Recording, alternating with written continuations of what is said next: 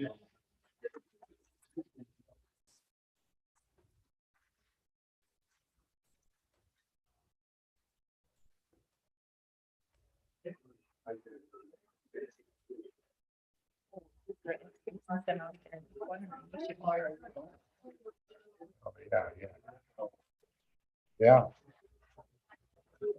Boardwalk. You get out a little bit, more birds show up. You'll get some whoopers to the nest there. What's that? We'll get some whooping cranes to the Yeah, nest there.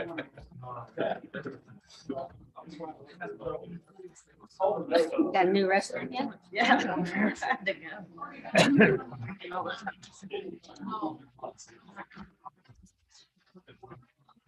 John, we ready? Oh, I'm not the mayor anymore. Sorry. There we go.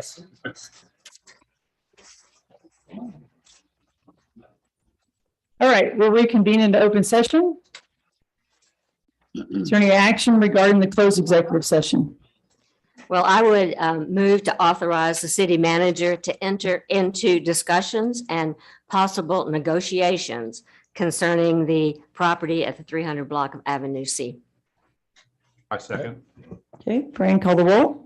Councilmember Smith, Yes. Mayorperson Holt, Yes. Councilmember Chambers, Yes. Councilmember Krueger, Yes. Councilmember Owens, Yes. Councilmember Parks, Yes. Mayor Moore. Yes. Motion carries.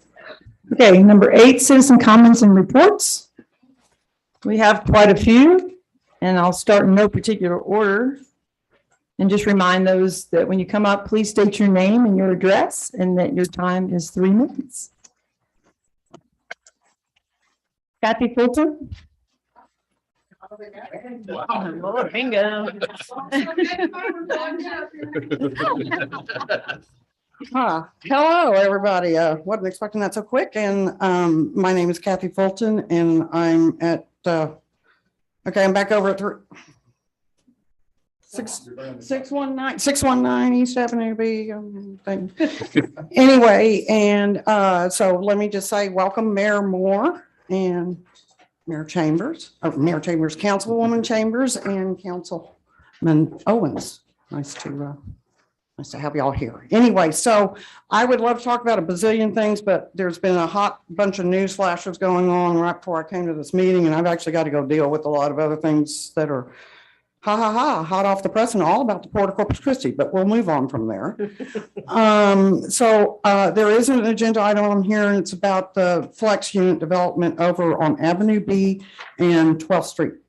And I would like to make a few comments about that. It was made clear by the public and by surrounding property owners, both at the March P&Z meeting that came out, a lot of people came out on it, and then at the April council meeting, of which a lot of people attended, that the flex unit does not offer a public, or that particular proposal does not offer any public benefit, which is a requirement for the development approval in the first place. The flex proposal was not approved at either of these at the P&Z meeting. I want to be clear, it did not get the 4 votes, which was required for an actual approval. The hammerhead turnaround that some say, I don't even understand, that's called a fire access easement, which I've never really heard of, takes out a large chunk of square footage on each of those end lots, lots 3 and 7, and reduces the square footage required for those lots down to below the 5,000 square foot level, and actually puts it around 4,600 square feet. So something else to think about. But the real big issue here is not only the public and all the surrounding neighbors have a big issue with this, it's the drainage, folks. There is no stormwater drain there. There is no stormwater drain, and there is no way to get the water out of there unless there's a drainage plan that gets that water pumped out somehow over Lantana down towards the beach, whatever needs to happen there. That is not, we need to address this first. This issue must be addressed first. Therefore, this dune flex, this flexible unit designation should not be applied because there are too many other issues that need to be addressed, primarily not flooding out the neighbors. There you go. Thank you. And again, thank you all very much. Hey, Thanks, Kathy.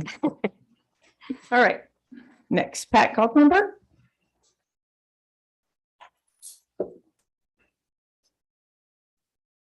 It's what happens when you turn your tickets in last. You get to go first. I said no order. Pat Kucklenberg, 410 Mercer, Port Aransas, Texas. Welcome all our new council people and Mayor Moore. I'm here to ask what going forward, balancing growth and heritage looks like. Some of the cases that I would like to bring up are for example, pre-Harvey, we had the Blue Water Cowboy that came in on Beach Street where Beeman's used to be.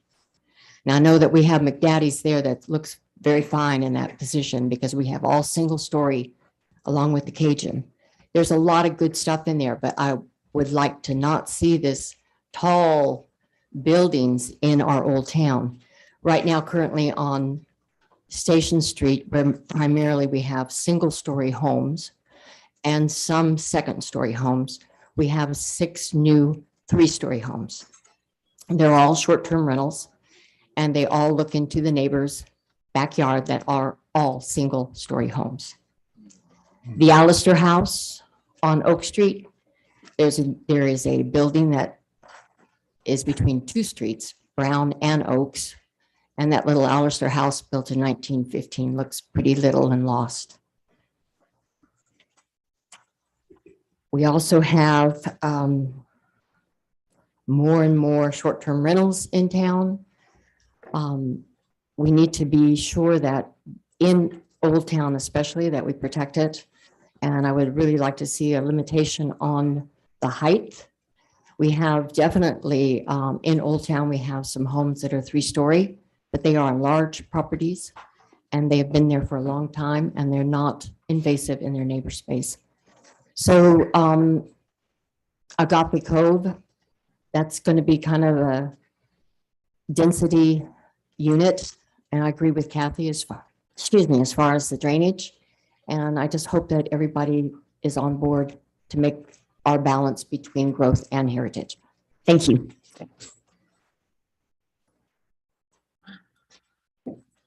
Okay, Marty Phelan.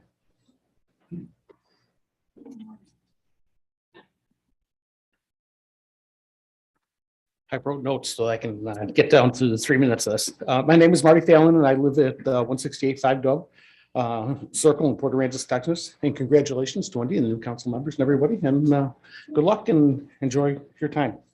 In the interest of transparency and accountability in city government, I have a few things I would like the city council to consider and the city manager to address publicly, maybe in the next few weeks.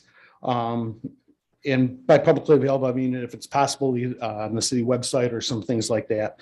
Specifically, what I was looking for, what I think the community needs to know is how many short-term rentals are currently in Port Aransas and what this represents in the number in terms of a percentage of available housing in the city. Specifically, is the city at 50%, 70, 80%, 90%, whatever we're at. And how many building permits are approved and on the books. My understanding from Nueces County from October 2021 is Port A has 6,407 taxable units on the rolls. 507 of those are commercial buildings, and they're at 918 residential homesteads and 4955 non-residential non-homesteads. Once we have good information like that that's publicly available and posted, then I think the community and the city council and the city manager can make some informed decisions for ourselves going forward. Also along those lines, my understanding is that we have about 5,200 golf cart licenses issued in Port A, and they were increasing at a rate of about 16% a year. So the idea is, what does that look like going forward? Are we ready for, as a city, to have 7,000, 10,000, maybe 20,000 golf carts out there? I have no idea. But unless we know what we have, we don't know what we're going to be doing going forward.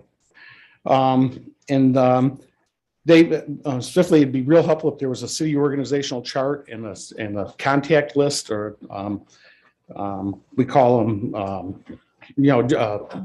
who does what, or contact information for the city staff. I think that would be helpful to people. A lot of places posted on their website, businesses and the like. And the other thing is for effective tracking of city priorities and specific to public interest, I would respectfully ask that the city council and the city manager post what the top 10 city priorities are. And then you can identify who the lead person is, the time, the deliverable, and when these projects are going to be done. Things that come to mind for me are Beach Access Road 1B, completion dates for the emergency response folks moving into their facility. There's a lot of things that are on the table out there. And if there was a top 10 list with an owner reaction and due date, and if the city aligns, if those are the top 10 priorities, it's all fully transparent. Everybody knows where they're at and what's going on with them.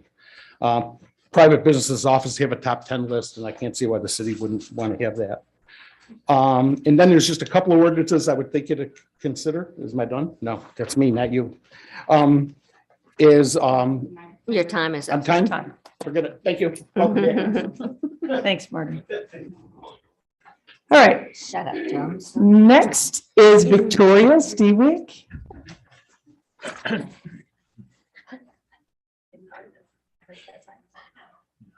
Welcome, Mayor Wendy Moore, Tanya Chambers, Kelly Owens, and thank you for everybody who's still here with us.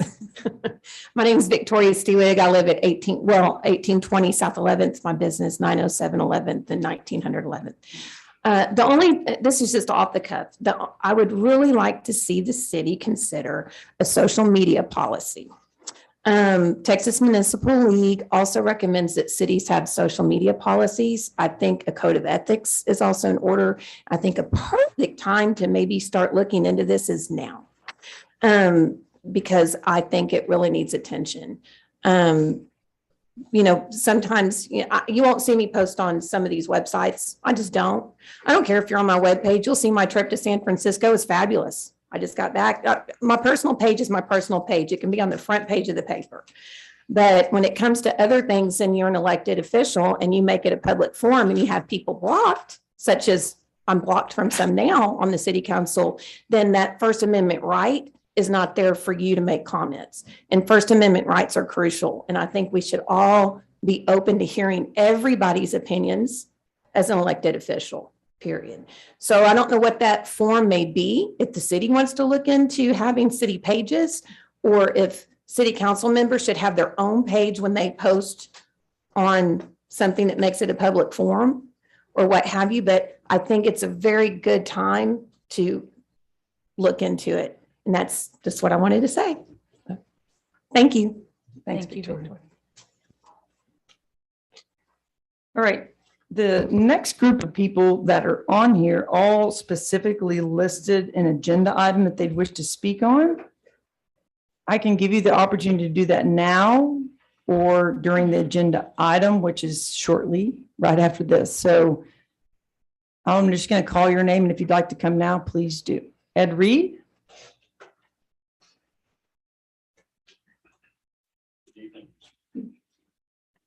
My name is Ed Reed. My wife Reed and I live at 644 Lantana. Our property immediately abuts the proposed flex development, his northwest corner and our southeast corner.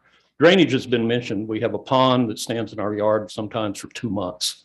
In the first week, it's okay, but then it turns black and there are mosquitoes and whatever, swamp fever. Anyway, so drainage is a problem. I understand that's not going to be, discussed now. That battle will come later. First, I'd like to congratulate the new members on their election and also offer you my condolences, because I guarantee you that one day soon you will ask why you paid good money to be elected to this job. So now on to the complaints. In your packet on flexible developments, it says that the flexible development ordinance gives the city council authority to determine if there is a sufficient public benefit to allow deviation from the standard written development ordinances. This one does not have a public benefit. So in effect, you would be granting a variance in exchange for a public benefit that does not exist. So I don't think you can approve it. And the P&Z didn't approve it, and the previous council didn't approve it either. Thank you for your time. Thank you, Ed. Good luck. Thank you. Betsy Churguy.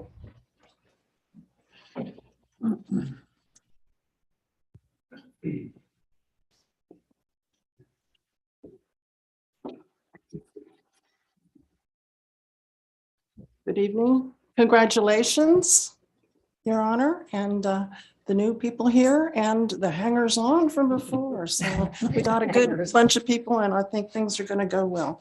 I wanted to reiterate what Kathy Fulton was talking about from your own information here.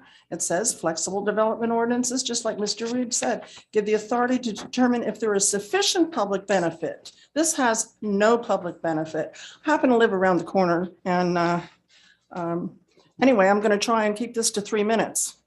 I've been here since 66. I became a property owner in 79, and this flexible ordinance, I'm asking you to deny it in its entirety. His variance requests for substantial changes in the proposed plat, not existing plat, there's no plat yet, by using the flexible ordinance to suit his vision for a new subdivision at the corner of Avenue B and 12th Street. In the special meeting agenda item report, it clearly states you're determined whether or not there's sufficient public benefits. The answer to that is clearly no, no, no, no, no. There are no public benefits for this. So y'all can vote on it right now since there are no public benefits and get on with some other business. However, of the immediate concern is a huge drainage problem off Avenue B. City Hall has recognized this tough drainage problem for decades, really, and it is a booger of a problem. It's not like typical stuff that gets wet and dry and stuff. This is a totally big and it requires a whole lot of work and a whole lot of money. Mr. McCann was kind of upset with some of us and said if we didn't like his idea, he's given us plans A, B, and C to choose from. He could just put up a hotel on the property instead, and that may require a zoning change in his favor. Prior to that remark, he announced he had already sold all 6 lots and mentioned the same in his presentation 2 months ago, if memory serves. He then backtracked in a previous meeting to say, well, they're under contract. How can that statement be true when council has not even approved his plan? As a licensed real estate agent, he should be well aware of this. In asking for a reduction in the front setback, he claims he's able to increase the permeable surface by a whopping 764 square feet if city council will let him substantially reduce the setbacks on his lots. Permeable versus non-permeable surface area, as you know, is a really hot button issue right now. And he's trying to capitalize on using the terminology to pretend that an extra 600 some square feet is a huge gift on his part to the natural environment. Keep in mind, he's got 6 lots there. So each lot only has an additional 127 square foot of extra green space, a mere drop in the bucket. Not addressed in the issue is that of concern to all Port Aransas, and that's protection from fires. If you agree to let him build a narrow street, it may have the same effect as what happened in the development on 12th Street near corner of Avenue G. May I have 30 seconds, please? Sorry, we didn't give anybody else extra time. I'm sorry, Betsy. Thank you, Betsy. But you can send the rest to us. I'm happy to listen. Wayville Brown?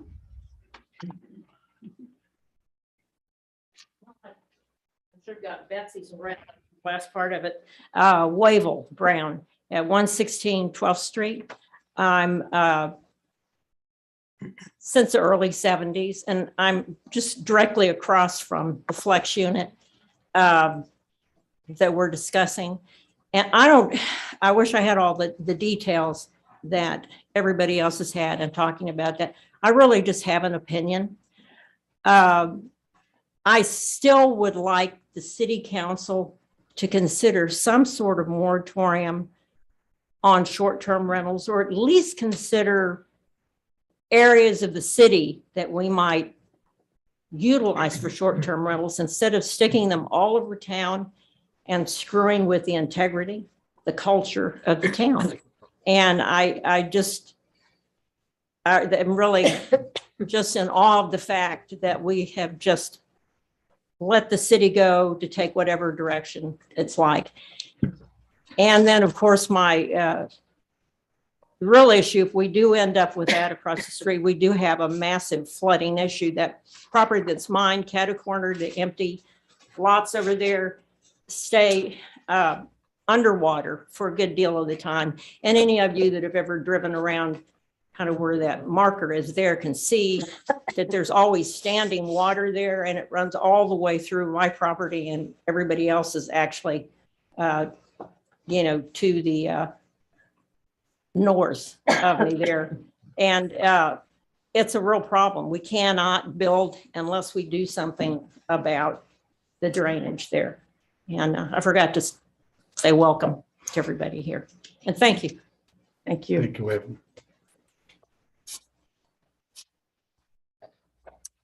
Okay, Richard Watson, do you want? Okay, David, can you put the and you can bring Betsy's. zoning map up there? I don't have it on me. I'm sorry. Okay, all right. Well, then would you point at some things for me? Yeah. All right. Yeah. Congratulations, everybody, on being our new victims.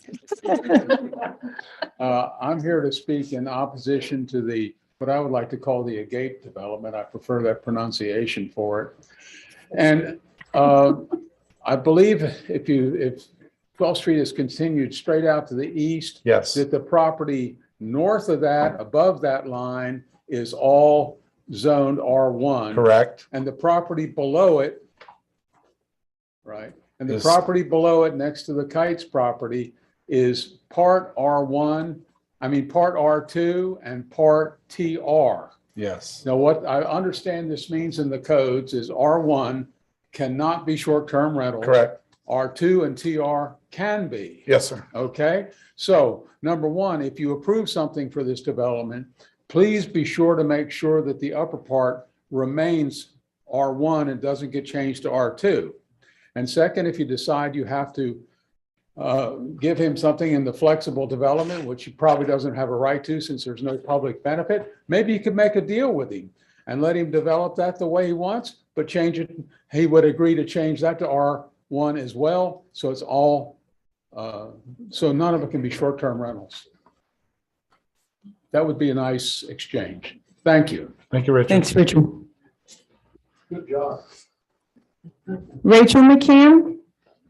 She's at the pre-K graduation. Okay. All right. And then the only public comment, citizen comment, card left has to do with item 9Q. John Morse, do you want to speak at this time? Okay. Check everybody else. Welcome to the cannon fodder land again. Congratulations. John Morris, 683 Kayla Court, Port A.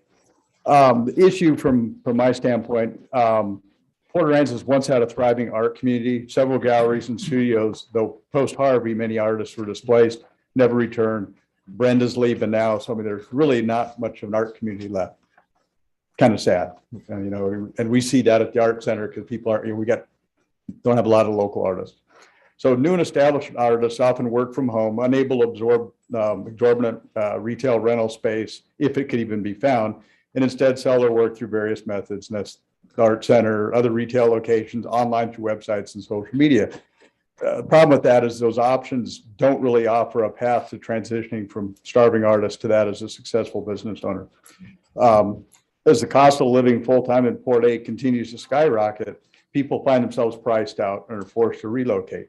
And with that, the departure goes one more piece of an actual community. Their kids in school, families attending church, active volunteers, real people with real dreams. So a short-term solution to that because there are artists that are working from home. We know that. And they're doing what they can do. So one of the short-term solutions to build a sustainable community should include ordinances that allow home-based businesses that include art-based business that could effectively operate from a small space within an existing privately owned home. Not talking converting a whole house into a gallery, but existing space.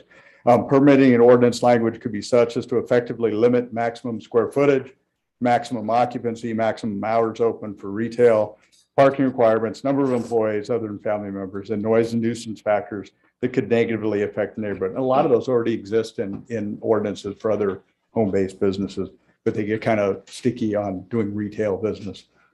Interestingly enough, short-term rentals exist purely as a highly profitable business embedded in neighborhoods throughout Port A, though it doesn't appear that they're treated as such. Annual code of compliance, business licensures, enforcement.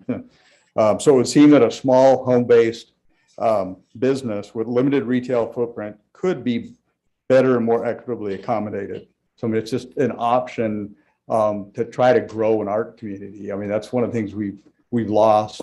We got that music designation, music friendly or whatever it was. We lose venues for that, so we continue to lose. We talk about public benefit in some of those developments. Would it not be a public benefit to try to open doors for people that actually live here, that actually contribute daily, be it volunteering, be it churches, be in, at schools, doing all these things that many of us do? Just something to think about. And I would suggest as we go farther out and really think strategic, take a look at the Texas Cultural District's website. Really cool thing, way to grow the city a little more friendly. Thank you. Texas Cultural website, did you say? Cultural district. Okay, that's it. No more citizen comments. So we're going to move on to item number 9, which is our items for consideration. First item is F. It's a resolution ordering a special runoff election. Sorry, it's okay. And establishing procedures for said election to be held on Tuesday, June 28, 2022, for the purpose of electing one city council member to place 6 for a 2-year term and providing other matters relating to the special runoff election.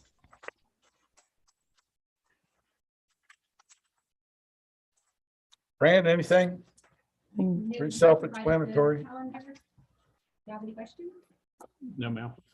Why do we have to wait so long? What do you think? Spoken like a hangover. Are you not happy here?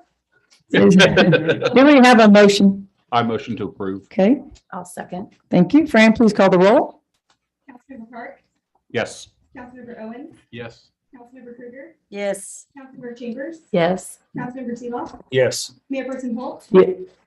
Sorry, old habits die hard. The mayor. Yes. Mayor Moore. Yes. Motion carries.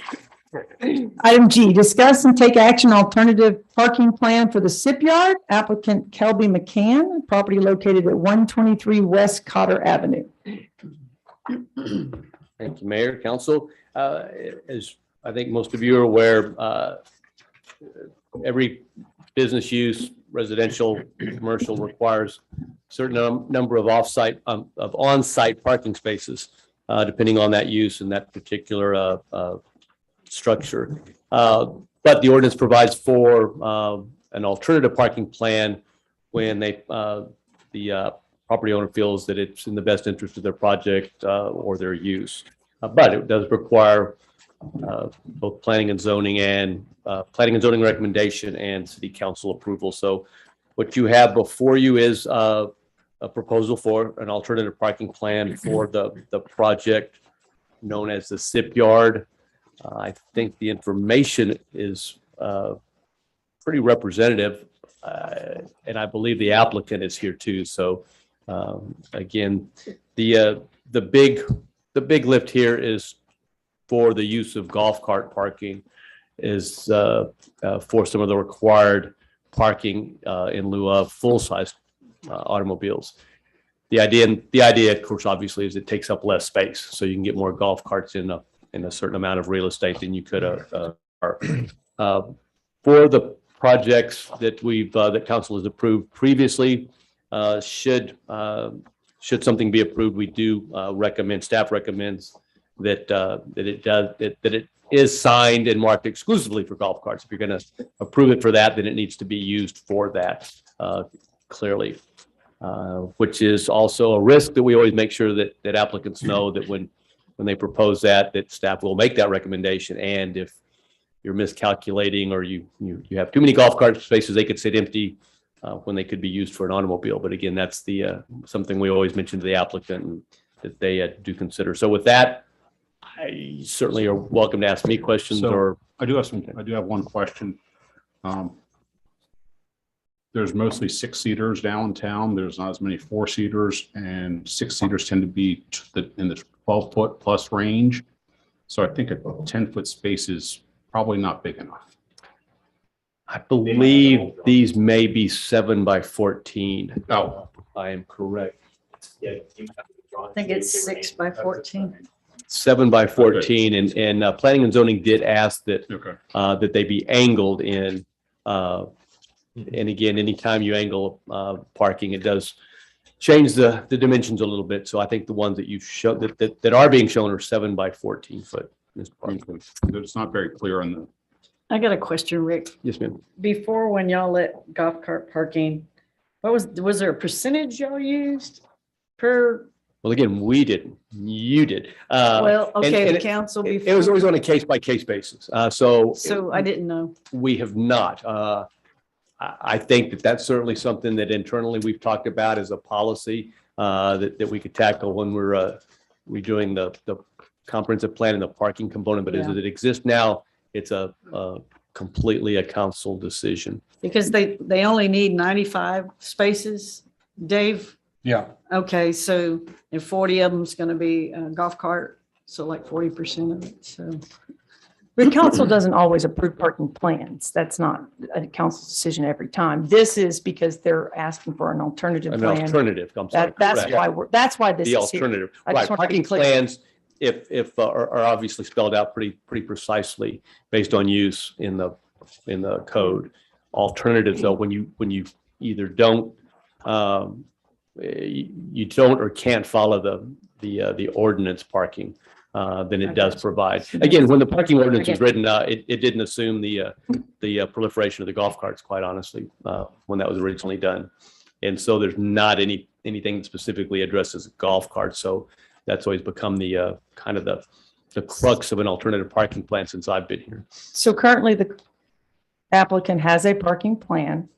This is permission to do an alternative plan. Right. Correct. So it Yeah. doesn't give a percentage like Joe Ellen was wondering. What it does say is it says that the applicant shall demonstrate that the proposed eligible alternative plan shall result in a better situation with respect to surrounding neighborhoods, citywide traffic circulation, and urban design, that strict compliance with the parking code would otherwise applicably off-street parking standards. What I wonder is how it's worked in the past where we have voted to let people use golf carts, have golf cart spaces. Had there been violations? Has it been a problem? Have cars I think started there's been parking? success. I think there's been success. Which ones have we approved a golf cart parking at? Some of the restaurants. This one Drop here. anchor initially. Yeah, Drop Anchor was the first I one. think was the first one that I can recall that came before council. Since then, Finn's, Blue Water Cowboy. Well, Yeah. Finn's did, Blue water too. Finn's did off-site. They didn't do Yeah, golf that's cart. different. Well, correct. It was I think it was still Yeah. brought to council. No, I'm talking golf cart allowances. They've I have a almost question. all been You restaurants. already know this, but I don't. What is this business labeled as? Is it restaurant? Is it, Well, what do y'all have that's, it labeled it's a good as? question, Councilman Chambers. Well, it presents a challenge for us because it's a fairly new concept that doesn't really fit in any of the previous little compartments that we had. And so it's been difficult. What we do is we take all the different uses in a project, and then we calculate what the parking requirements for each of these uses. And so this, like I said, has multiple uses. What are they?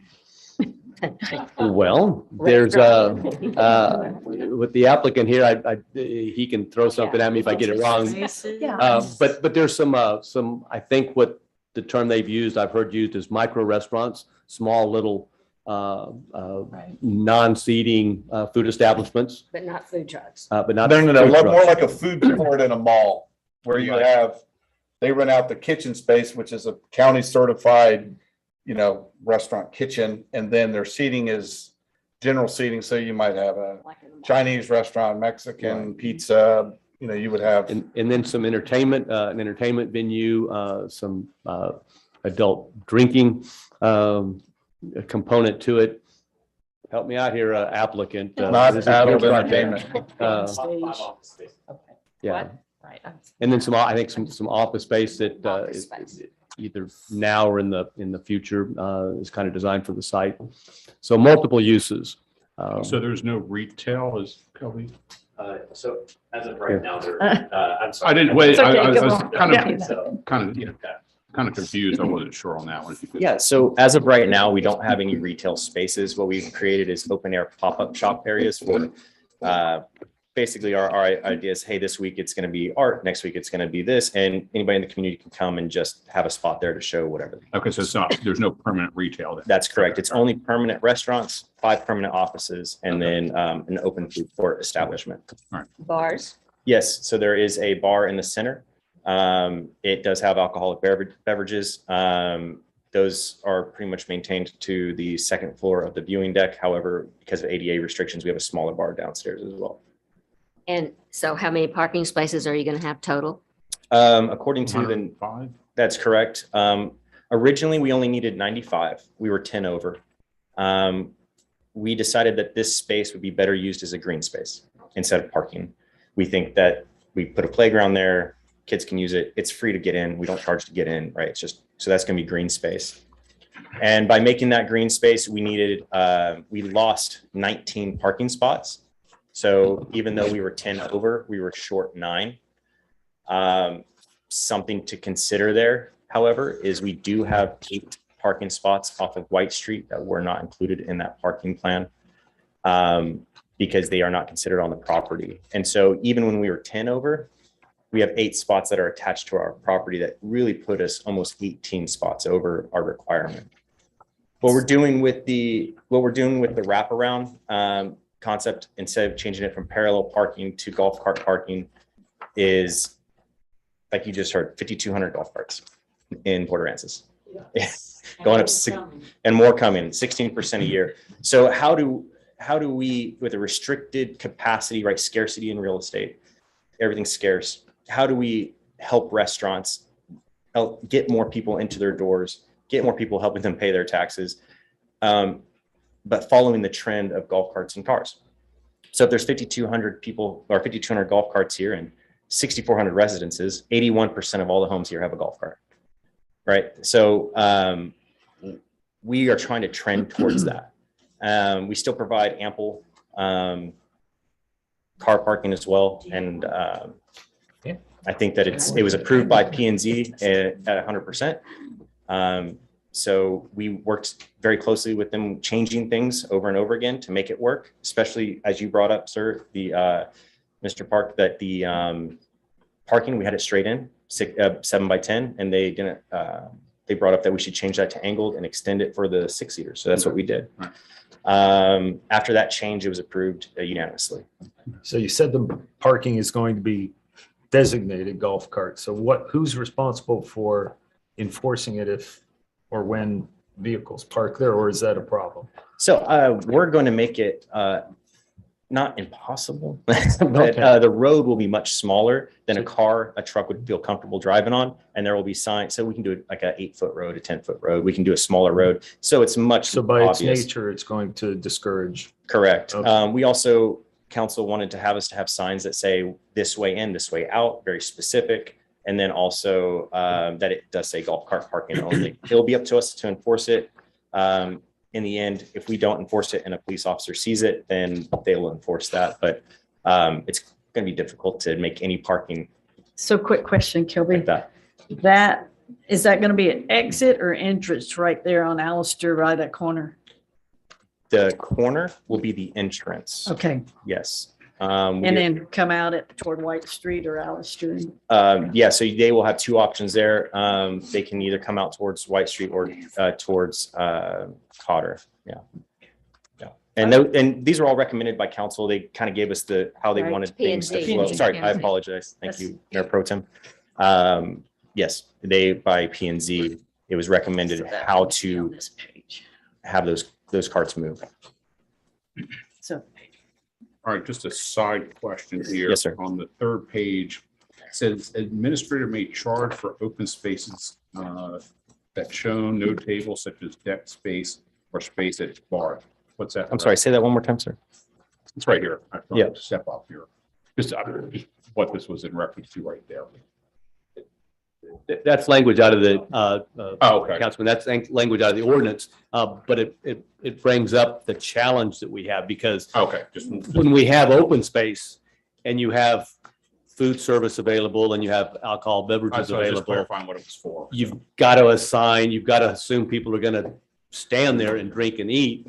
And in an open space concept, We just have to interpolate. We have to just figure there's going to be a person there standing there, even if there's not a table there. And that's one of the challenges when you have this kind of open concept that we've had to do. So we've actually asked them to draw in tables and have them fixed there so that we could compute the parking. My feeling is that whatever the ultimate design, and we don't have building plans yet, so we don't have a permitted set yet. We've talked a lot and we had some conceptual discussions, and I think we've kind of coalesced it into what they'd like to do. I think in the end, it's going to, the uses, a lot of things are going to be determined by what parking they actually have. So it's just like a restaurant that doesn't have enough parking, they got to remove a table. So something like that. So I assume that this will meet all the landscaping requirements too, when it's completed. Like everything else. Okay. But this agenda item is only to approve the parking, correct? That's it. Parking change. Yep.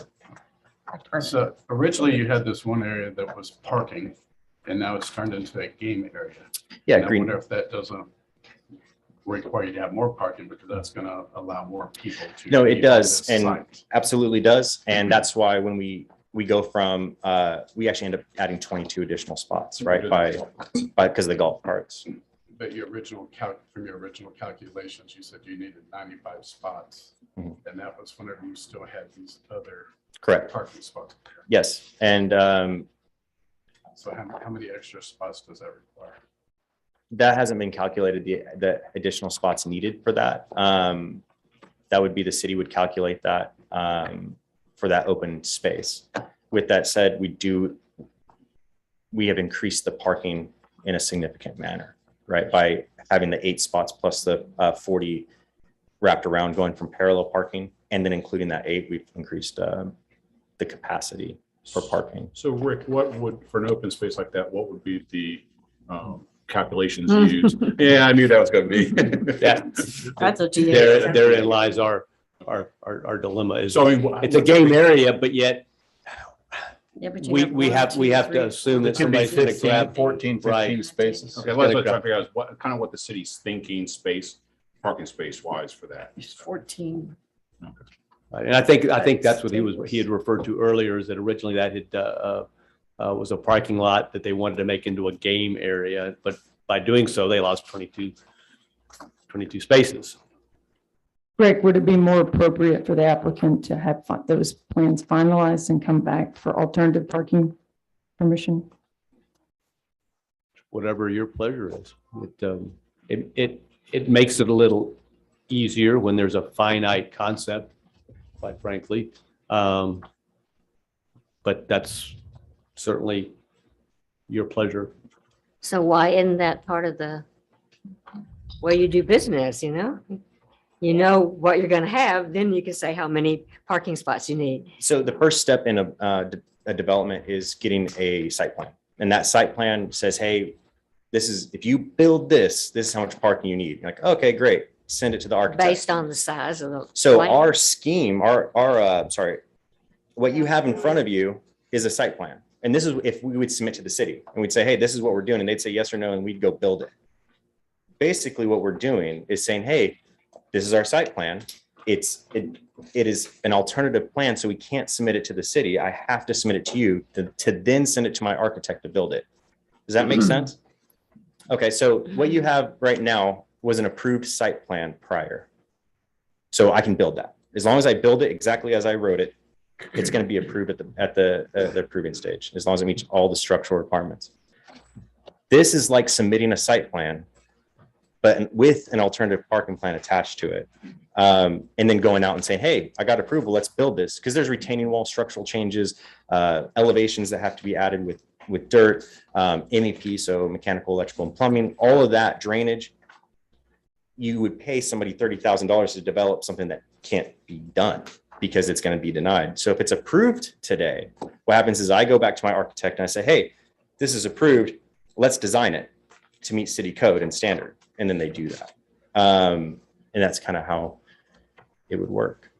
Otherwise, I have to go to my architect and my engineer and spend the money to do it when it may not be approved anyways. So in the original plan, there was 5 ADA spaces. And it looks like it's been reduced to 3. Is that? Oh, we'll be moving those. We have to by law have a Okay, certain that's amount. want to make Yeah. sure that there is Yes, space for the total of 5 then, or they'll be on the other part. another part? So then I also have to ask, is it 97 parking spaces or is it 105? Because these 8 spaces are outside. Yeah, those don't count. Yeah, we can't count those, whether they're used or not, or will be used. Since they're not on site, we can't consider those for the required parking. So,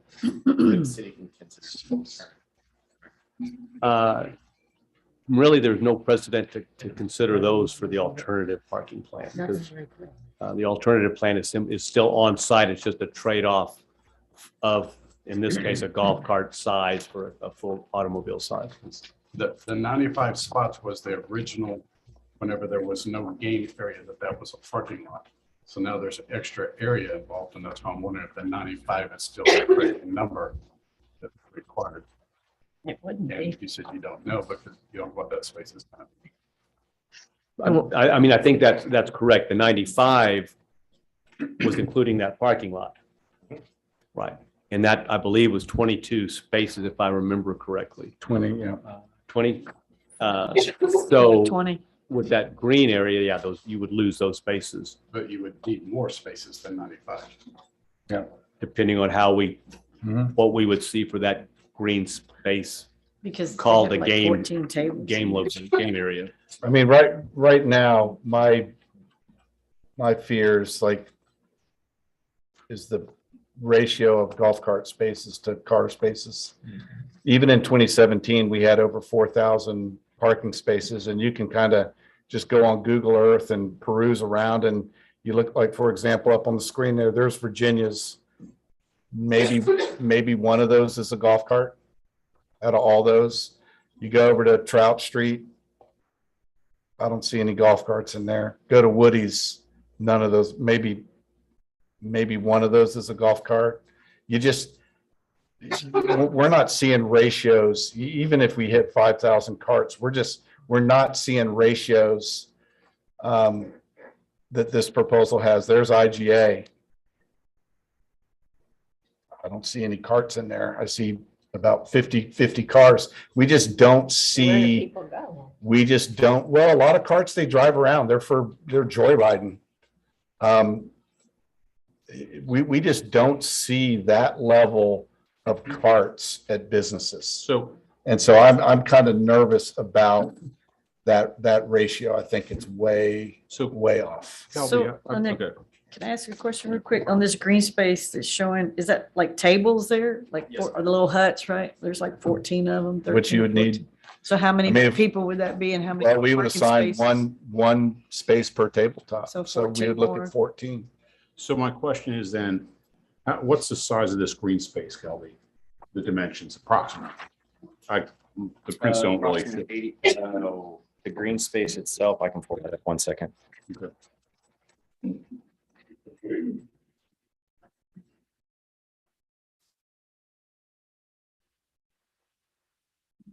All right, It's dimension roughly about 8,000.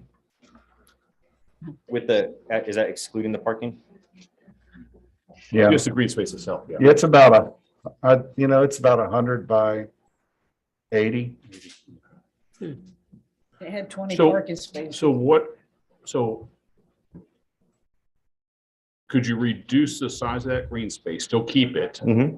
so we could get some additional parking in there? You know, because that's like, I'm kind of. Yeah, agreeing no, with I everyone understand. else. I mean, so is it still feasible to kind of come to Yeah, a happy medium agreement possibly? yeah. So one of the things we can do is we can bring in that see where the playground is. I don't know if you have that. We have 8 spaces off of White that aren't being counted. Okay, I could create head-in parking there, okay. and that would add an additional 8 spots. Okay. That would be a very easy, and we can make them vehicular spots. Right. That'd be a very easy way of doing that. We could also stair step this. We can make one side golf cart and one side still parallel car parking. See how that goes for a year or two. Then come back and say, hey, golf carts were a hit. Let's change the other parallel parking to golf carts. We can just do one side.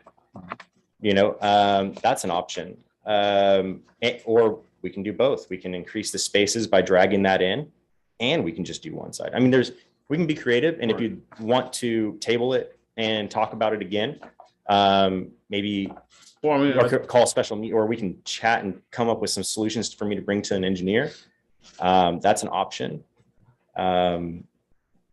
With that said, I really think that it's a good thing for Port Aransas to have more green space and less parking.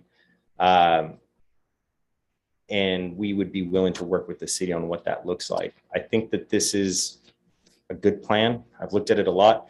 We're basing it on cash revenue, right? I think people vote with two things: their feet and their wallet.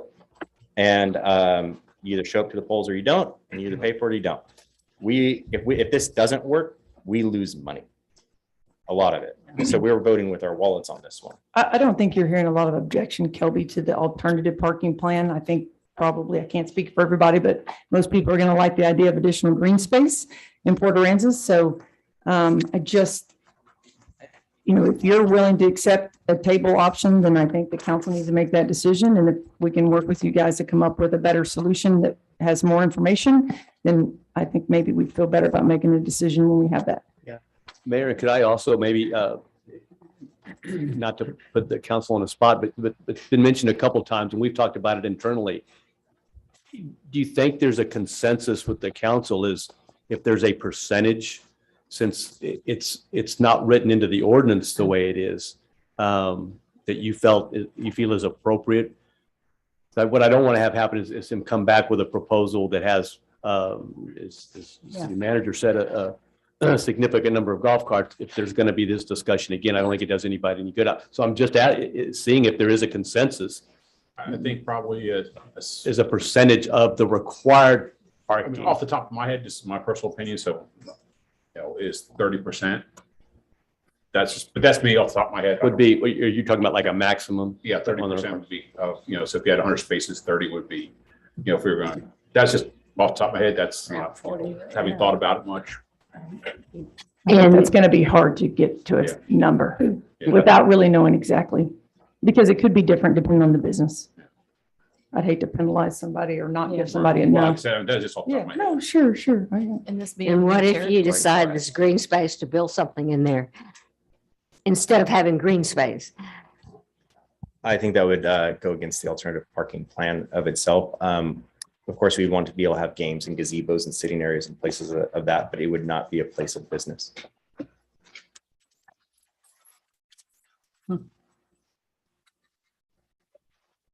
It just sounds like we're going to table it and motion for that. But when you guys do that, I guess the question is, do we do a working session together, or do you want me to come back with additional 10 options, or do you want to work together? That's my question.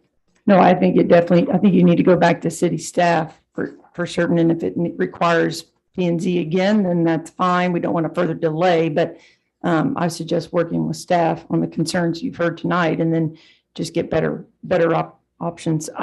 I personally don't think we need 10 options, because then we'll be here all night again for next time. I mean, I think you can come up with one or two that will work. I mean, it seems like you're close. So I think that's why I asked specifically about the green space, about shrinking it down a little bit, so you still get green space, so we can get some additional parking in there. So that's just my thought. So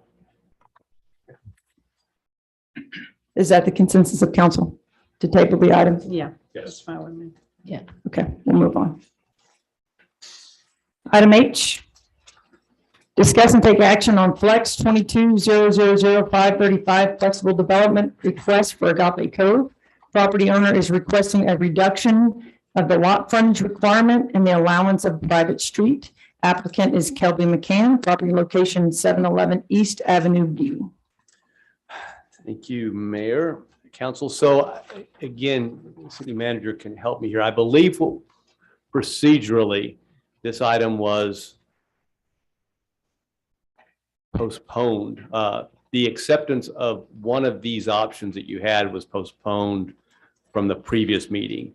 And so my feeling is that should be the only proposal for discussion right now, because that's what was Or that should be the basis, I guess, for the initial discussion, because that's going back and looking at the other meeting. It seems like that's what was approved. So that, don't kind of agree. So that at least is a starting point. So as a flexible development, it's kind of completely open. But so I think what the previous group had looked at was what we call option E. And let me talk a little bit about the flexible development again, because with some of the development changes back in August, where we had a couple of other development flexibilities written into the code that would have allowed for a private road. We pretty much lost that with the other changes that were made. And I believe it was even actually mentioned that for that private road, like you could have gotten in a CUD or a NUD and could still do in a planned unit development, a PUD. The flexible development was mentioned as that vehicle, if for nothing else, to get something other than a city street. So I just want to, just for clarity's sake, point out that is one option, is to or one purpose that we could see for the flexible development. Anything other than a city street, the flexible development ordinance would allow for some deviation out of that. And so I think that's the big part of this. And so again, the public benefit, all that's written in there, that's for you guys to decide. But the like I said, the option that was approved for the subdivision was for a smaller non-city specified road.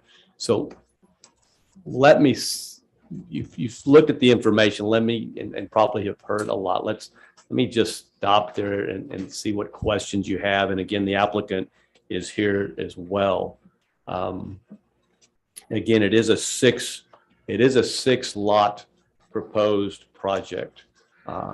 And I can tell you from a staff perspective, we've looked, I think there's multiple ways that they can achieve the 6 lots. Drainage, again, keep in mind, drainage is always a requirement at the platting stage with civil planning, regardless of what's approved. Drainage always has to be met at whatever cost, expense, extravagant measure they have to find to do that. So when does that happen? that would typically happen at the once we received a preliminary and final plat at the development stage. At that point, we would move forward with civil planning. Well, yeah, if they submitted a regular subdivision, they would submit the drainage plan to the Planning and Zoning Commission. And they know the drainage plan is going to be extensive and very difficult. Most likely in that area, yes. Rick, the fire access easement, is that what it says? Yeah. Is that like a hammerhead down here? I mean, it's got a drawing here, kind of For which You're one? looking into the at- lots on the, C? on page 12. Yeah, my number is going to be. She's looking at concept. Is concept, is it? Oh, B. B. I'm sorry, Okay. B. Yeah, that's a hammerhead. There's A back Yeah, here. correct. It's kind of drawn in. Is that what it is? That would be a straight through street. Okay. Well, I But didn't. they- Well, no, I understand- think that's a hammerhead. I don't Fire understand what access that is easement. then. Yeah, that's a hammerhead. And What so are you it goes looking at? into This each one right here, lot. Rick. This Yeah. thing here, see it? Then that makes the lot Oh, no, you don't smaller. have it. Yeah. No, By it's this hammerhead on there. 750 square. And I said what was, again, so planning and zoning had approved the concept E, and that's what came to council. But did we ever get They it? don't have that. For C, B, and A. There was no concept D of what you can see like planning. and So zoning. planning and zoning pushed it to council because they are a recommending body, and so they did forward it on to to It's you, not which in is this one. appropriate, is the proper procedure. But what came to you was the option E that they. And I'm sorry, Rick, but what you mean, what came to the previous council or what's coming today? Because I don't see E either, so I just want to clarify. We have no E. So they gave us a new option E last time that we hadn't seen. I don't think P and Z even saw it. And so I think Tim asked to table it because we hadn't seen any of that information. But Correct. it's not in here. It's not in there. Yeah. So, And I couldn't see how the fire truck, how they get in and out. I don't think that's kind of weird. No, not in the E. Oh, in. I know we have E in here. They have to back It's not out. in the- Best I can tell. It's not in our pack. It's a short distance. Have you got E? No. Well, there's one they passed out last Oh, time. okay, they've got it in here. Well, there's something similar. That's this. Looks like conservation. I think without it, since we haven't had time to It's look probably through in this, your street. and it's not in our packet, that kind of puts us at an issue here because no one has had a chance to, see the proper information in the packets. Yeah. I know the request is to approve Yeah. the FUD, right? Conceptually, the applicant can do whatever concept C, Right. right? So the proposal would be to do the FUD, which again supposedly came back last time under option E to council, but then it was tabled. It was So what correct. are we trying to decide right now? If you want to do the flexible development. But And is there a concept? He can walk, or I is think it- he can probably talk you through the concept of what we've got. Because I think the discussion is going to be the flexible development and the alternatives road that he wants. I think that's going to really be the crux of the whole decision. Do you give a non-city specified street in return for, I think, the various things that he may want to tell you that was part of the proposal. Pervious surface that was mentioned, smaller road, the fact that the city, trying to think of the different items that were mentioned, the city wouldn't necessarily take ownership of it. I think what's drawn there would pretty much be a city. Right, that would be That- what would that be would be- required under chapter 21. On a He subdivision. would be required to extend 12th Street, build a city spec cul-de-sac, in which a city spec cul-de-sac requires that the terminus of the cul-de-sac cannot be nearer than 50 feet away from an adjoining property. So that's why you cannot run a road all the way to the backs of these lots because it's not permitted by code. So they can't get driveways in there either? No, you could not. So it would be against city code to build a hammerhead up against this guy's rear lot. That does not meet city code. Whether it's a FUD or not, it just simply doesn't meet it. This cul-de-sac, it still gets him 6 lots. So But two are small. the 3 on the north, it would still get him, I believe, the 5,000 square foot minimum lots. The 3 to the north would be would be long-term because it's R1. I think that the property comes right down the middle of the street, R1 to the northwest, and then TR, short-term rental to the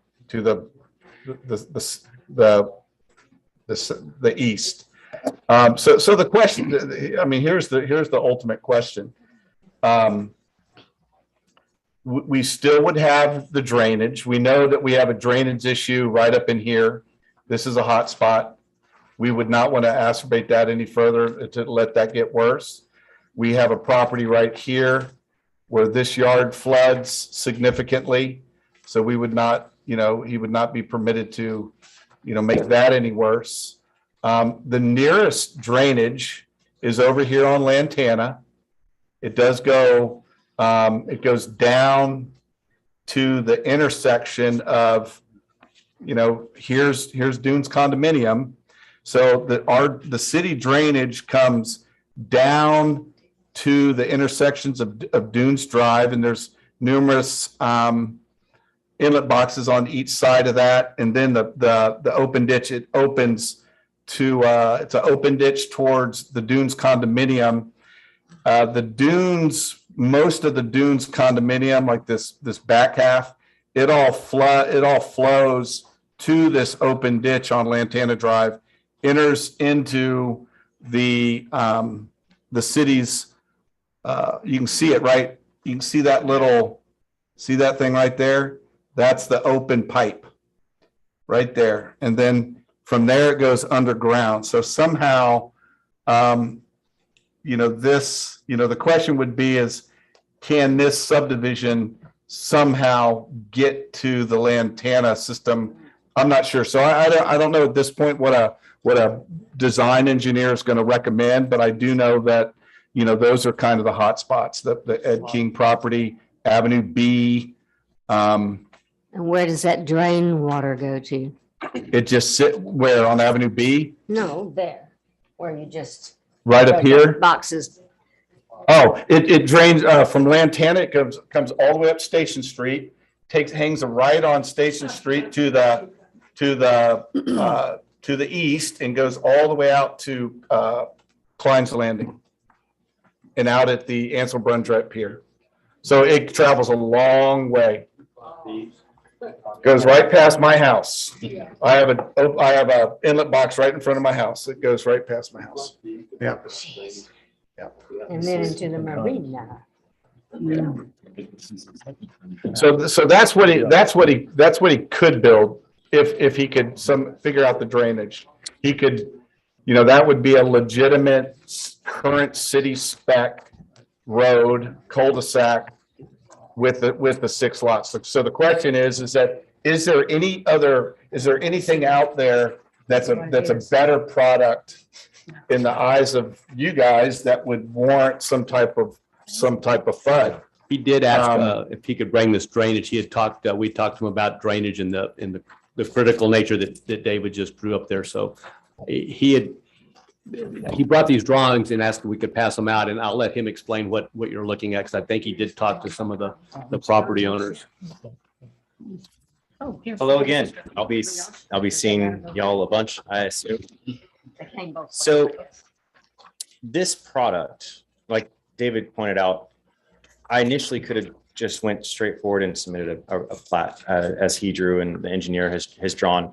What we've done is we've taken that cul-de-sac, we've shrunk it down to a road that is less than 150 feet. It's like 120, which is the requirement for a fire lane. Anything less than 120 feet doesn't require a hammerhead or a cul-de-sac. So it's a shorter road. What we did though, and what option E was presented at the last council, they had a copy of it. And it's not here, which is difficult for me. We gave all the same city right-of-way sizes. So instead of saying, hey, we want a small road and we want to be able to use all that land, we took the city right-of-way size of 50 feet and we put that down the middle, even though we're only going to build a small road or a private road. And so we kept the city specs for building purposes. That was the first thing. The second thing is, and this is probably the biggest for me, is I live on Whispering Sands and I know what a drainage problem is. My wife has walked carrying babies through drainage water that's up to her shin. So I don't want to exacerbate the problem. We have an opportunity here, in my opinion, and you have it in front of you. This has been a problem for 15 years, ever since we've had more homes moving in. There's never been a time where we've had an opportunity to fix this problem. And as much as my development is said to exacerbate this problem, what you have in front of you is a possible plan to move all that water from B to Dunes. What we could do, and by possible, I mean, we work with the city and we see if we can figure this out. There's right there is the low point, and for the citizens, maybe we could put that there. That's the low point. Because we own the land all the way across to that border that Mr. Parsons is putting, and we have easement because we own the land down, we could install a stormwater system there. And that would effectively drain B as it's never been drained before. And also the neighboring property who has a pond problem could use that as his basin because it's lower than Lantana. I don't know if it is 100% possible, I don't. But here's the thing. Whether we approve the flex or I come back to P and Z with my next plan, they both have to meet the same drainage requirements. This is just saying, hey, can he make the drainage requirements work on this plan? Because we like this plan better. But what I'm offering as well is an option for the city and us to work together and try to figure this drainage out to solve that problem on B forever. And we haven't had that opportunity as a city to do that.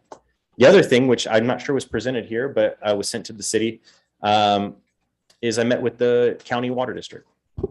And they've been trying to loop the water system from Dunes to 12th. They requested it 10 years ago, and it was denied by the landowner at the time. And I have a letter that was presented that Scott, the manager from the water district, said that it would greatly improve the looped system there. They want to loop the system. We are also offering a free easement from Dunes to B through our properties to tie the system together. So those are additional benefits that we can work with. And as you've seen, I think through my developments, everything I do is pretty much unconventional because this property wasn't touched because it was a difficult property. And so it takes a lot of work to make it work. And money. And money. Money to do that. And I'm really here working with the city saying, hey, we got a problem on B. I don't want to make it worse. Maybe we can make it better together. And either way, I really think this is a strong plan. And if you guys tell me no tonight, that's fine. I'll submit it as a cul-de-sac and we'll move on from there. And but the city will lose an opportunity, I think. Big time to drain B, because I just have to refrain from draining my property onto B. Doesn't mean I have to solve the problem. I can drain to Dunes because I have the easement. I can make all my water flow there, but we have an opportunity to fix B. And that won't come again in the next ever, right? So I think it's something to consider. I really do. And I look forward to hearing what you guys have, just any questions you have.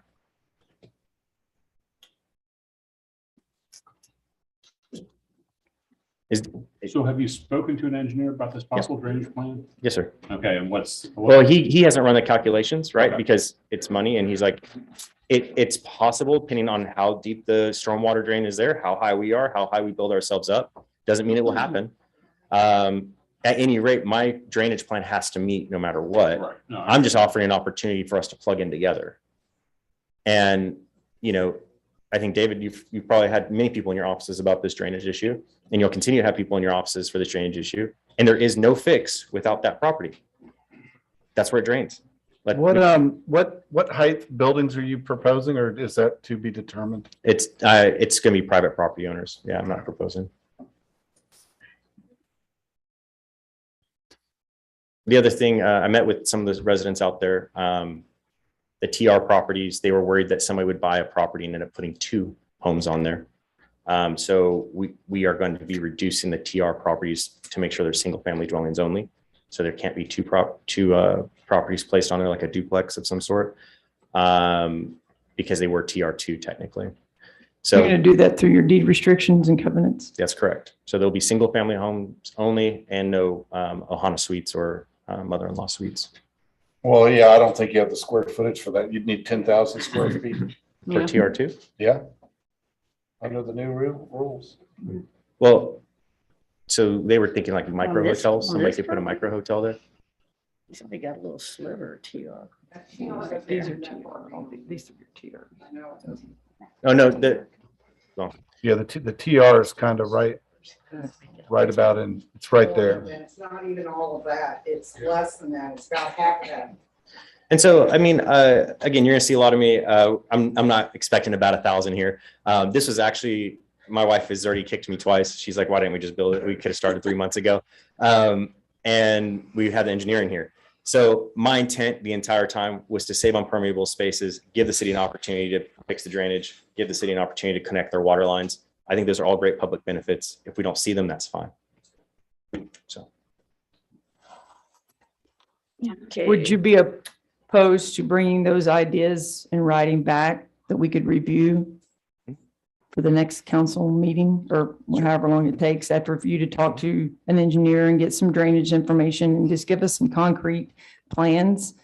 So the problem with that, I'll give you in writing that it's going to be deed restricted. I'll give you in writing that it's going to be, I'm giving an easement to the city for water. I'll give you all that in writing. But as far as drainage goes, I'm just going to be paying for a drainage plan I'm not going to use. I may not end up using, right? No, sure. I understand that. I'm just saying, again, it's hard because three of us are new and part of whatever was pushed up from last time is not here. And so I think that what you're hearing is a lot of hesitation to approve something that, is unaware. Sure. But whatever you do, you have to have a drainage plan anyway, right? Yeah, You so don't you have to got- have such an extensive one, but you have to have a very effective one. Well, and actually, if you approve it right today and you say, hey, the short road, we like the short road and not the cul-de-sac, because that's really the difference.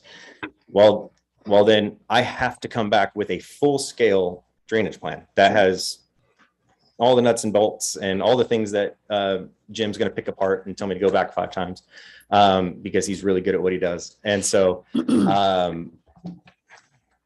if you guys want to push it again and you want some more in writing, I can do that. But if it's a drainage plan that you want, I'm not sure that I can just provide a drainage plan prior to an approval, because that's a lot of great, I mean, you're talking about another, $7,000 to $8,000 of work in addition So to. what has been approved from P and Z? P&Z passed Plan E, which is a shorter street with all the same city right of ways. It was okay. I don't want to argue. It made it to council at the last council. The last council said they wanted to think about the drainage issue some more and talk about that. I met with the current Smithy, who has COVID right now and he can't be here. I met with him. I met with a couple others.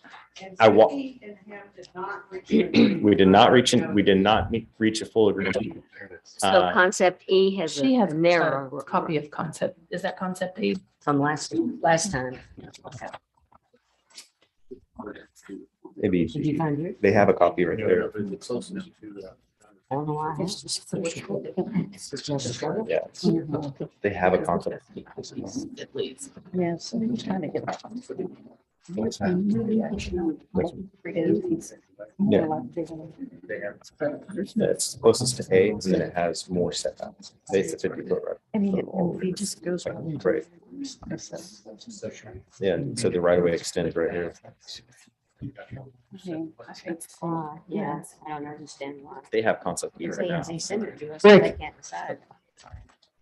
I'd like to wrap this up really quick because we could be here all night and I'm not trying to discourage decision-making at all, but I think that we're struggling. So Okay. we need to know what if everyone's on board to take a vote and say yes or no against Mr. McCann's request for a flexible unit development that may or may not be clear, then we can do that. Otherwise, let's have him come back to the drawing board. Okay, so are you motioning for me to come back to council? I'm not suggesting, that's what I'm asking council. Well, I've seen most of it. Y'all haven't, so I'm clear to vote, so. You've seen the drainage? No drainage, because he's just asking to approve the flexible unit development. But it seems like whatever flexible development requests that was passed up, not approved, but passed up from planning and zoning is not here to be presented tonight. So that's what I feel It's like, just a shorter street. but I haven't Yeah. seen it. How do I? Yeah. I just think I'd like to see some more concrete, something that's more clear. So is the direction from council to bring back, which should have been here today, concept E? It was here. I know what happened now is that what they pushed forward, I think council talked about greater setbacks on that concept and it was redrawn and it didn't get in the package. Right, that's all I have. With bigger Oh, setbacks. which y'all do. Yeah. But that doesn't have the debt set without the additional setback. And this is the setbacks. Right there. That's the addition that they wanted. That's all they wanted to change was this part. See this and this.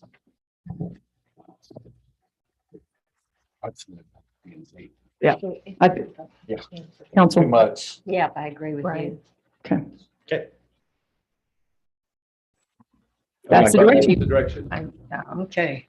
I mean, Back. just by rule, under the flood ordinance, That's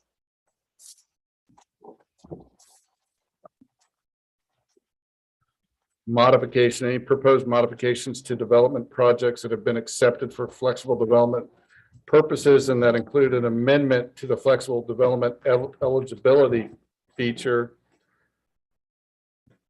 must be resubmitted to staff for evaluation and recommendation. So it definitely has to go back to staff. I mean, I think you guys got to send it back to, I think you send it back to P and Z. So do we need to- I think there was a couple things at P and Z, like the 50-foot adjacency issue that wasn't addressed. And so you can't have a hammerhead, even if it's private, it doesn't matter. The other issue is that there is no such thing as a 100-foot dead-end street allowance. It is, if it's a dead-end street, it's a dead-end street, and you have to have a turnaround. There's nowhere in our code is there a minimum. That's a fire code issue, not a city coldest, not a city dead-end street issue. So there's a couple key issues that need to go back before this thing can correctly be presented to you guys as a FUD. So my recommendation would be back to P and Z. So do we need to motion and do that? Vote? Yeah. Yes. All right, I motion that we send this back to P and Z. Speaking to the mic. Sorry, There's, sorry. I motion that we send this back to P and Z. okay, is there a second? We have anything else to add to it? Is that I think it's pretty well been I discussed. think staff had, we know what. all- Yeah, we, staff and P Yeah, and Z? yeah. Yeah. So staff needs to look at it too. Is there a second? Yeah. I'll second. Okay, Fran, call the roll. Councilmember Seagull, Yes. Yes. Councilmember Krueger, Yes. Councilmember Owens, Yes. Councilmember Park, Yes. Mayorperson Holt, Yes. Mayor Moore. Yes. Motion carries. Okay. Next item I, discuss and take an appropriate action on FPLT 22000771, final plat of Lot 1, Block 1, Paradise Pond application. The city of Port Aransas, property location Paradise Pond, and 250 block of Port Mansfield Street. Ray, you want to come up and help Rick? yeah, maybe this one will be a little easier. Yeah. So the, so is you guys are aware that Parks and Rec negotiated and was able to convince the Paradise Pond developers, the Port Street cut developers to at I guess we'll say at a discounted price, sell us the lots that were adjacent to Paradise Pond. So the platting action itself, and then I'll let Ray kind of tell you about the bigger plan. The platting action is basically just taking those lots that we have now purchased and platting them into platting them separately as part of that Paradise Pond. as part of the we'll call it a park, I guess. And that was for all parties' best interest. So that's what the plat is. It's taking those 6 lots, platting them now into their Paradise Pond. So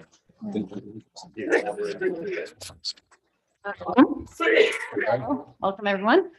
Yeah, so that's just what I guess what's being improved today, but part of the larger picture for the project, for those that are unaware, is we're going to be putting a trail through the neighborhood and around Channel Vista to the community park. So connecting Paradise Pond to the community park and then onto the nature reserve at Charlie's Pasture. So part of our overall plans of connectivity of the parks. And so the development's also granting us this easement through the neighborhood and then onto the city property to get around Channel And what do you Vista. plan with that property that we're gonna get? Largely, we'll be creating more buffer so we can try and get some of that tree canopy back. So Paradise Pond lost a lot of that, it was a lot of Brazilian pepper trees, which are invasive. Obviously, when the property owners cleared it and then the AEP right of way was cleared and then it filled with salt water in Harvey. So all that was a lot of stress on Paradise Pond. And so lots of trees. We are working to try and connect the boardwalk across so people could walk all the way through and then get onto the trail. AEP said they thought that's possible, and we'll put in some parallel parking probably along the road so we don't clog up the neighborhood. A few spots there, maybe 10 or 12 spots. So And Ray, could you discuss, could you tell them about the funding sources for the Yeah, property so purchase. we got a Texas Parks and Wildlife Local Parks grant. And so it's a 50-50 match. So actually, part of the match was the splash pad, which has a pond theme. Yeah, what Sorry. year did we get this? Yeah, so grant? I've been here almost 3 years and I've been working on this since the day I started. So Yeah. it was 2019, I guess. So the value of the property, was that part of the match too? Yeah, and it's basically been sold, they're selling it to us for half, which is now way less than half. Yeah. We had gone through a nightmare of an appraisal situation, but Finally. we are finally here. So, yeah, so they're selling it to us at a very, very discounted price. So how quickly will this put us in a position to start making these improvements and start making the boardwalk and the trails and all that? Yeah, we will need to get started right away. So this is, Yeah. Good. Okay, Yeah. okay, well, I move to approve that. I second. perfect. Fran, call the roll, please. Councilmember Krieger, Yes. Councilmember Owens, Yes. Councilmember Park, Yes. Councilmember Tebow, Yes. Mayor Pro Tem Holt, Yes. Councilmember Chambers, Yes. Mayor Moore. Yes. Good job, Ray. And they're misnaming or something. Street names. For the street. Yes. Yeah. No, that was on another. We didn't remember. Oh, we did.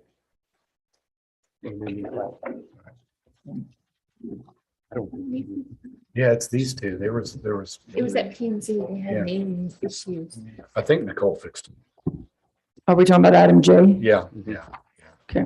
Item J, discuss and take an appropriate action on FPLT 22-000758, final plat of Palmia Beach PUD, Unit 4C, applicant KM Beach LLC, property location 3900 Highway 361. Thank you, Mayor Pro Tem. So again, part of the phase development of the next two items, actually, of those planned unit developments, this first one being Palmia Beach, just another section. This was, and they pointed out, we have had quite an issue with the naming of some of these streets, especially in the phasing process. So there were a couple of names that were incorrect that they did fix from the time that it passed P&Z. It wasn't a substantial change to the plat itself, so we brought it forward. Utilities all approved this additional phase for platting. Again, it is consistent with our development plan and the PUD itself. The couple items that Hanson noted as the reviewer were reconciled, which were just kind of some technical notations. So staff recommends approval. Any questions? Okay, was there a motion? Motion to approve. I'll second. Fran, call the roll, please. Councilmember Tebow, Yes. Councilmember Chambers, Yes. Councilmember Krieger, Yes. Councilmember Owens, Yes. Councilmember Park, Yes. Mayor Pro Tem Holt, Yes. Mayor Moore. Yes. Okay, item K, discuss and take an appropriate action on FPLT 22-000759, final plat of Cinnamon Shore South, Unit 6, part of the Cinnamon Shore 2 PUD, applicant Mustang Island Development, Inc., property location 5800 Highway 361. And again, the same explanation, again, just part of the additional phase development, this being Cinnamon Shore South. Again, another fairly large phase. Again, a couple of minor corrections from our reviewing engineer that really were just, again, little technical notations on the plat itself. It is consistent with their original master plan, utilities approved, is consistent with our development plan, so staff recommends approval. Do those go to P and Z too? These have already gone through P&Z. A motion to approve. Okay. Second. All right, Fran, please call the roll. Councilmember Chambers, Yes. Councilmember Tebow, Yes. Councilmember Krieger, Yes. Councilmember Owens, Yes. Councilmember Park, Yes. Mayor Pro Tem Holt, Yes. Mayor Moore. Yes. Okay, item L, resolution awarding request for proposal for the demolition of the existing public safety building FEMA project number 3139 to Coastal Bend Demolition in the amount of $110,000. Funds from the Hurricane Harvey account 999, authorizing future budget amendment for fiscal year 21-22 budget and authorizing city manager to sign all documents associated with said contract agreement. Hello. Hello. Mayor, How are council, you? congratulations to you. Thank you. Did you get my letter of recommendation and the bid tab in your packet? I think so. If not, I can. Yeah, we did. Yes. Yeah, Mhm. we did. So on May the 5th at 2:00, we received 4 bids. We opened 3 of the bids. One was deemed irregular because it did not have a bid bond. And our recommendation is Coastal Bend Demolition, Inc. To complete the work in 90 days for $110,000 for demolition of the police station or public safety building and some minor appurtenances that we worked with the chief and his staff as to what needed to go and what needed to stay. Yeah, so I'll step in here for the funding. This is in line with what we produced to previous council members a couple months ago. They asked us to expedite the demolition, get the development, the design done. The money is in the Harvey account and we support the recommendation. Any questions? A question on the Hasco has a 28-day versus 90 days, and it is more expensive. So the reason you decided to go with the cheaper one is just. 44 CFR, we have to go with the low bidder and use it. Public Okay. funds. Yes, sir. Move to approve. Motion to Okay. approve. I'll second. Was that Joan or Tim that moved first? I think Joan technically Oh, moved the motion okay. first. But I'll second that. Okay, If that's okay. that's okay. Frank, I'll second. What was the, how many days was in the bid? Yes. 90 the max? Yeah. Yes. Yeah, that was the max in the Yes. bid. Councilmember Park. Yes. Councilmember Scott. Yes. Councilmember Holt. Yes. Yes. All right. All right. Item M, presentation of general discussion from Boss Associates, Yeah. Hurricane Harvey recovery. Welcome, Michael. Good afternoon. Some familiar faces and some new faces. So give you a little update on where we are. You just heard public safety and the demolition. We're very close to getting conceptual design, getting the chief's comments and stuff on the second phase to get that design and advertisement moving forward. So is it, I know the county has some space in that building. Are they working with y'all too? Yeah, Yeah, they are. Yeah, we've had them review it. Okay. They had Yeah. their carved out space, their insurance. We told them what Yeah. that requirement was. Okay, Yes, sir. so that's all been taken care of. Yes, sir. The other thing is the fire station. We have till next month to respond and appeal. We are going to move forward with the appeal as we discussed. We're short on funds to move forward with the construction of this one. The other one is Public Works. We did have multiple working meetings of late, re-engaged Turner Ramirez as well. We provided FEMA just last week our square footage and cost based on a lot of new models. They're taking that into consideration. Hopefully it's not a fire station, public safety, but that's where we are in the process.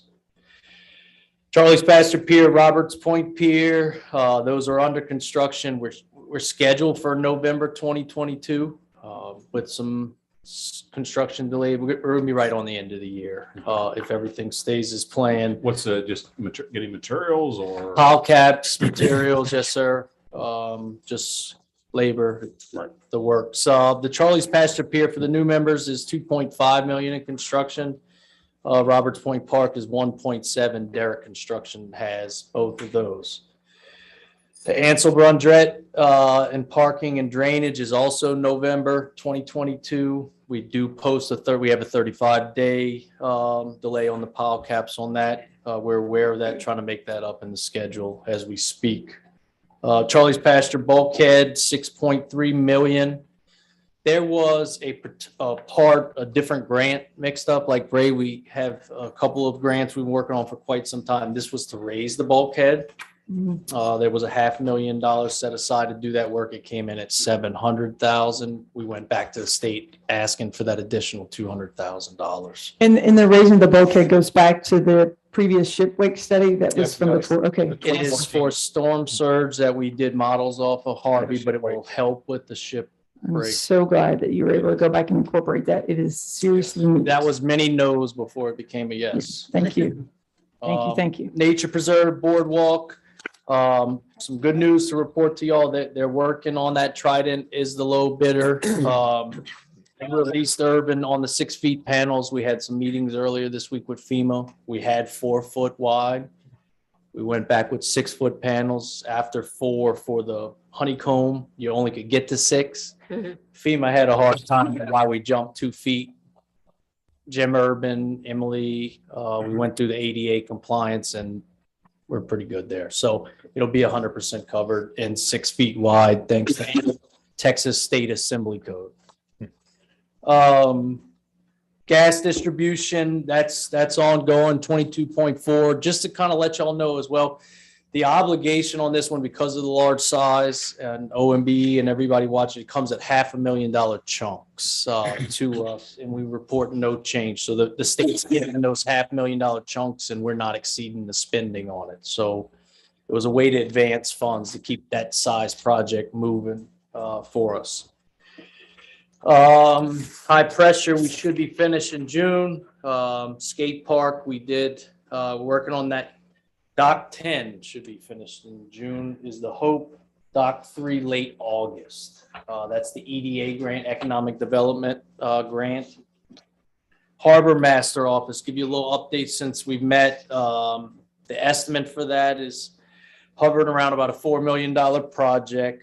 We're near, and that's the pavilion, the harbor master, the park, and all the things that go with it. Janak is working on that for us. We're nearing the final plans. We expect about a 12-month construction that we hope to advertise and get going next year, start of the year. Is the plan the same that it was 6 months ago, a year ago, year and a half ago? Or did it? Yeah, it's Presented to council A long time ago. 6 months ago. Okay. Let me say that it is that. It's the EDA approved Right. concept. Yeah. We've tweaked some materials or things of that nature, working with the harbor master, but it is the EDA plan. How long will it take to build it? We expect 12 to 14 months construction, but I'm telling you. It's not that big a building, and you mentioned it earlier on some of your other subject matters. It's getting materials, it's long lead times, the act of building that building and the improvements to the pavilion is not along, but you have to have the materials in a certain sequence, so. But you don't even have the RFP out, right? I mean. No, right, no, okay. no, our plans are just about finished, and we're gonna Do it maybe at bring them back to 95%. council final next Yeah. month, or maybe just go out to bid and bring them back to council. There's some alternates. What I was gonna mention is 6 months ago when we brought the So harbor there was an master. alternate plan, right? Yeah, well, there was an alternate plan on the harbor master. And then we added the pavilion, kind of enhanced, if you will, what we're doing to the pavilion from kind of the original thinking. So that's part of it. So there'll be 2 separate bids in one bid package. Yep. Okay. That's the projects. I know it's been a little while since we did the budget here, and I'll get y'all a full packet and as well as the public safety packet, the plan that we approved, I guess, about 2 meetings ago. We'll send that out to Francisca to get to you. Any questions? Just want to make sure you'll be in our budget meetings. We'll be here. I know I thought about that. You asked that question years ago. Yes, we are be here and talk on supply chains and timelines. Give y'all an example. Hurricane Laura hit in 2020. I have a co-op that is still running 11 substations on generators because I Oh my can't gosh. get steel poles and transmission lines. So 55 weeks. So it's real on the supply chain. And that is driving a lot of these schedules at this point. But we currently have $50 million in CIPs under construction right now in the city. You drive Wow. around, it's Wow. at every angle. Thank you all so much. Good luck. Thanks, Michael. Great to see you. All right.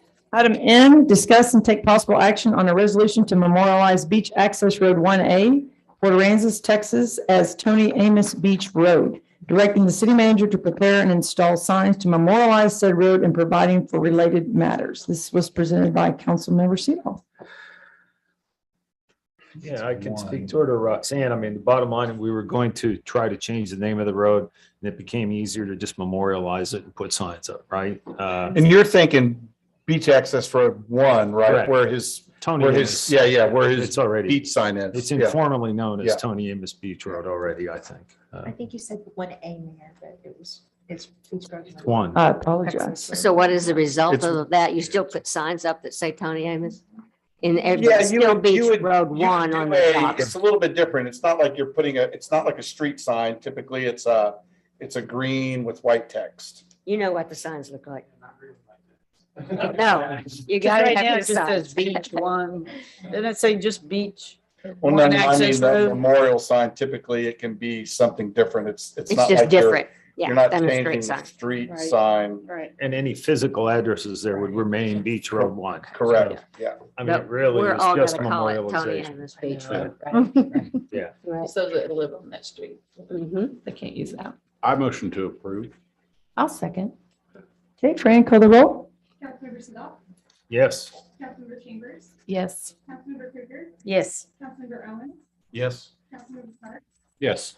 Chairperson Hall, Yes, Mayor Moore. Yes. Item O, discuss and take possible action on the setting a date for the summer 2022 city goals workshop. Darla.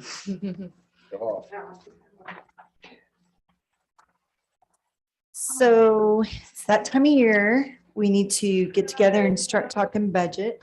And I just interrupted, I do apologize. I just wanted to thank everybody for the gesture towards Joe. oh, yeah. Thank you. Thank you. You're welcome.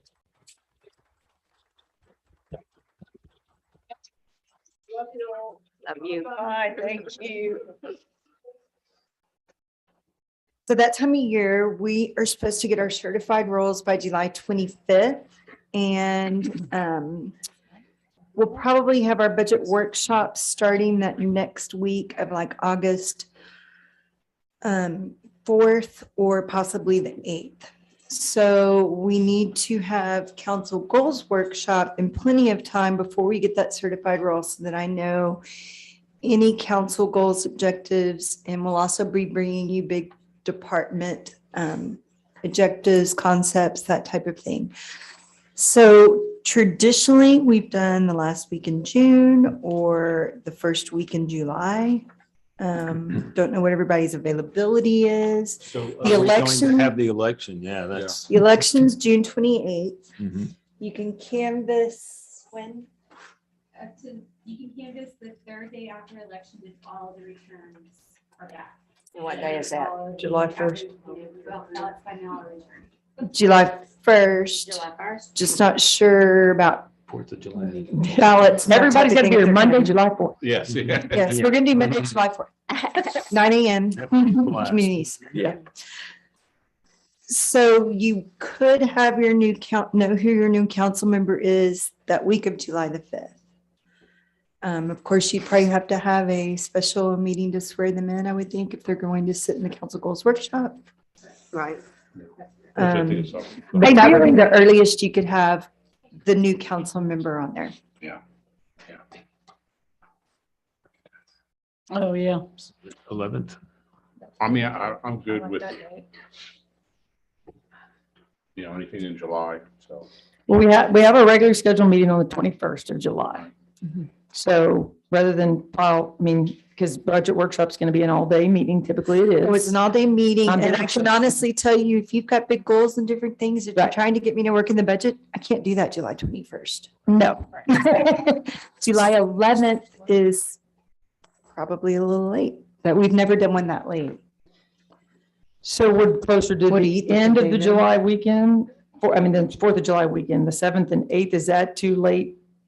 That is not too late for me, is it? What do you think, David? 7th and 8th? Or is there anybody on vacation what we had that next week? No. Let's do You the would 8th. probably know who the new person is. Oh, for yeah. that time. I mean, theoretically, we should know on the 28th of June who the new council person is. I mean, they, Right. and then we'll have to just get them sworn in early. If that's what we so choose to do, we could have a special meeting and swear them in before the regularly scheduled council meeting so that they could participate in budget workshop. I think the 5th would kind of be hard because it's the day after Yeah. the Oh, holiday. yeah, no. So 6th, 7th, or 8th. 6th or 7th. 6th or 7th, 8th. Because Yeah, seventh is the best, because then that gives staff Seventh. 3 days. Good. I like I seven. like the seventh. Good. Seventh, that's good. We typically start at 9 until 4. Sounds good. Last year, we did it here in the council chambers. I think it worked. It definitely has better sound Yeah, it than worked- the definitely community worked. center. Ah, And that gives me a while to work on budget, Yes. not a weekend.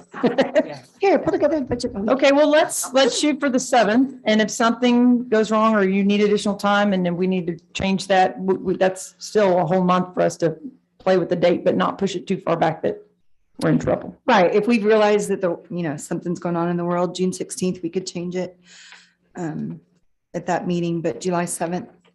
We okay. can start having our department directors get their things in that they bring to you, because we do give each department usually a little bit of time. And that council goals workshop, besides now this is something on y'all too. Your goals are gonna be due also, and we'll send you a due date for you to get those things sent into David so that they can get in the packet, in the agenda. Okay. So do we need to go ahead and vote on this since it is an action? It's an action item. Yes. It is an action item. Take possible action. July 7th. So then Okay. I motion to have our workshop on July 7th as a tentative date. Would you like to do it in the council chambers or at the community center? The audio is better here than Here. Council chambers. Okay, I'll second. Thank Okay. you. Fran, call the roll? Councilmember Seedaw, Yes. Councilmember Chambers, Yes. Councilmember Krueger, Yes. Councilmember Hart, Yes. Councilmember Owens, Yes. Mayor Pro Tem Holt, Yes, Mayor Moore. Yes. and I'll be turning it over. No more fun all day meeting. All right. Item P, discuss and take possible action on the port of potty interval spacing on the beach. Really, is this something we Let's have give to this deal one with? to Dave. Well, so Damn. Blame on me, okay? There's just very odd spacing, and with more and more tourists coming, I think we need to have some better spacing for the porta potties, so. Are you asking to add more potted Yes. potties or are you asking to just move the space? No, it'd be additional porta potties. So roughly from one, the golf course back into town, we're at about is it 500 feet? Yeah. Let me measure one real quick for you. It's roughly 5. You're about a half a beer between, We are, I think it's about 500. No, that one's 1,000. They're 1,000. Are they 1,000? Let me see. There's Lynn. Yeah, that's why I had to go pee, Bob. Is that why? Yeah. Yeah, there's. That's it, that's the only reason, yeah. Yeah, we're at 1,000. So we're at 1,000 interval from pretty much from the county to Beach Access Road, well, to the Aransas Princess. And then for some reason at the Aransas Princess, we kind of, I believe we get a little bit more compact. Yeah, see these down here? These are then from the Aransas Princess to Beach Access Road. So for this little stretch, right in here, we go to 500 feet. This stretch here, we're at 1,000, and then down the beach, we go to 2,000. So I think we might not need to, Stuff further down. we might not need to go to 1,000 foot here, but definitely probably this zone right in here, we probably need to go to 1,000 instead of 2,000. What do you think? Yeah, that's kind of what I was. And then in, probably 5 years, we're going to be at 1,000 all the way down the beach. Is this something we would put into the next budget cycle? Yeah, Right, I mean, I mean, usually something we work in. porta potties are hard to buy these Right. days. And so by the time we budget these, get them ordered, bring them in, and then our guys actually build these big 2-plexes or 4-plex platforms, we're past summer. Okay. So this would be something that we would budget this summer, build them in the fall, get them ordered and. Could hot tax money be used for this? Well, it's Beach fund. Yeah, Beach fund, it's yeah. beach fund. So the direction then is to put it within maybe in the budget. Yeah, we'll get it in the Workshop so that workshop. it's- okay. Yep, for a budgeted item. So would you move the other ones 500 feet from Caldwell Pier up? No, I think we keep those. 1,000? Yeah. So just make sure they're all 1,000 feet away. Yeah, there's one that's missing that we think there's one missing around marker Yeah, so that's a hard one. 12 or 13. We think there's one missing in there somewhere. Missing porta potties. Missing. Should we mark them? Like, that we should have put numbers on them? Yeah. I mean, in case we find one in someone's backyard. They could figure art on them. One for It's missing from my hurricane.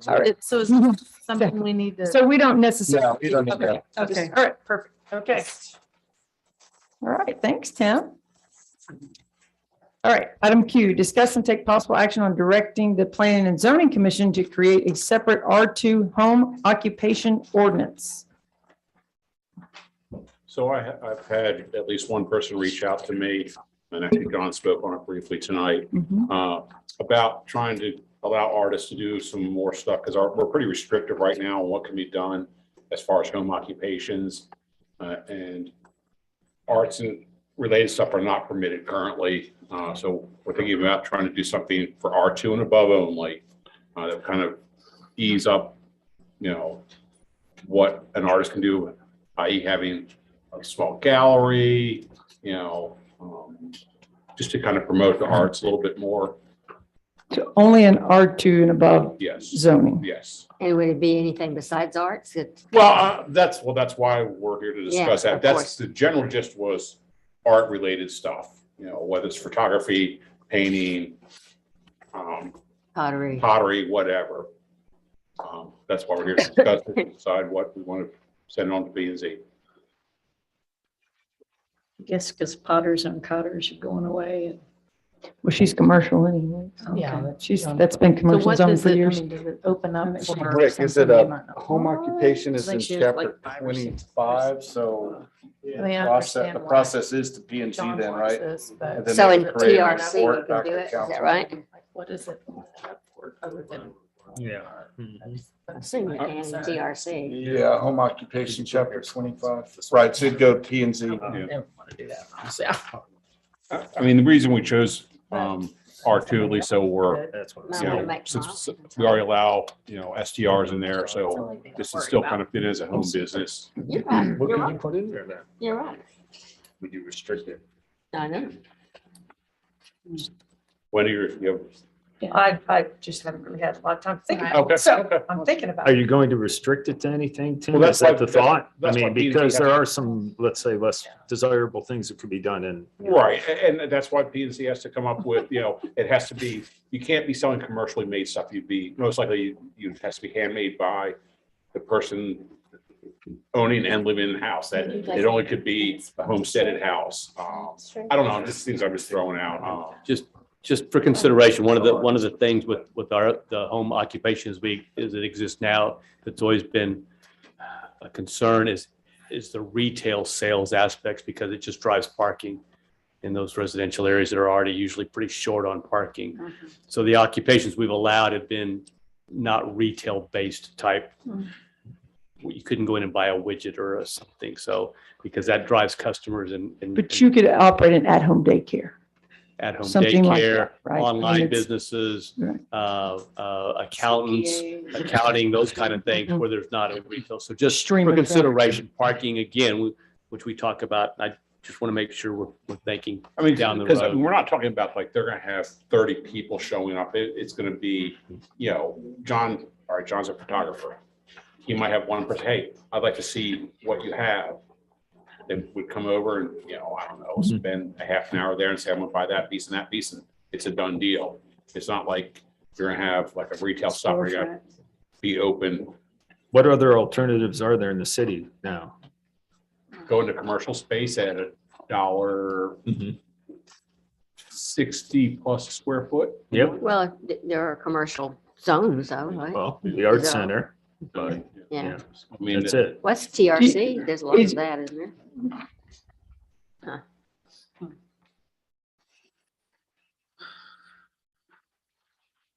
I mean, so I'm proposing that we send this to P and Z, let them hash it out, because that's their job. Planning is part of their You know, job. and then bring something back to us, and That I'll agree with. we can say yay or nay. Yep. That's- Yeah, that's so kind of they my- would have to, they would create a report back to you guys. Because it is in chapter 25. Okay. Yeah. We need a motion on that? A motion to approve sending this to P and Z. I'll second.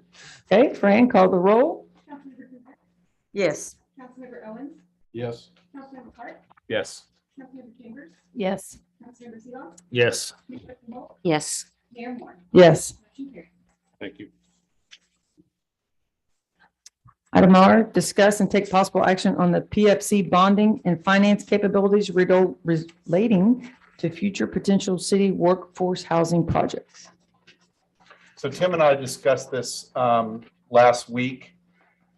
Tim's question was, what is the bonding capacity of the Public Facilities Corporation in regards to, could we, can we keep the ball rolling on workforce housing projects? So I reached out to Jeff Moore, who was our bonding firm specialist that created PFC. He was out all last week.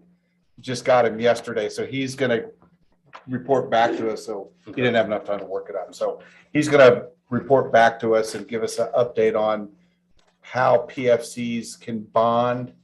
And, is the city, our question was, is our PFC too young? It doesn't have any, does it have any equity built up in it to help it go out and get bonding capability? So that's the kind of answers that we can get from Jeff. Because obviously the previous council got Palladium going, and now I think we need to keep this thing Yeah. moving, because if we don't, we're gonna lose ground and we're gonna be back in the same bad Oh, we have boat. the momentum going. Yeah.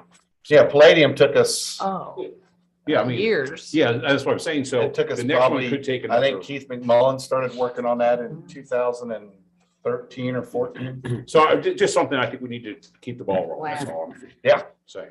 Yeah, that idea was out there for a long time, and then it kind of sat.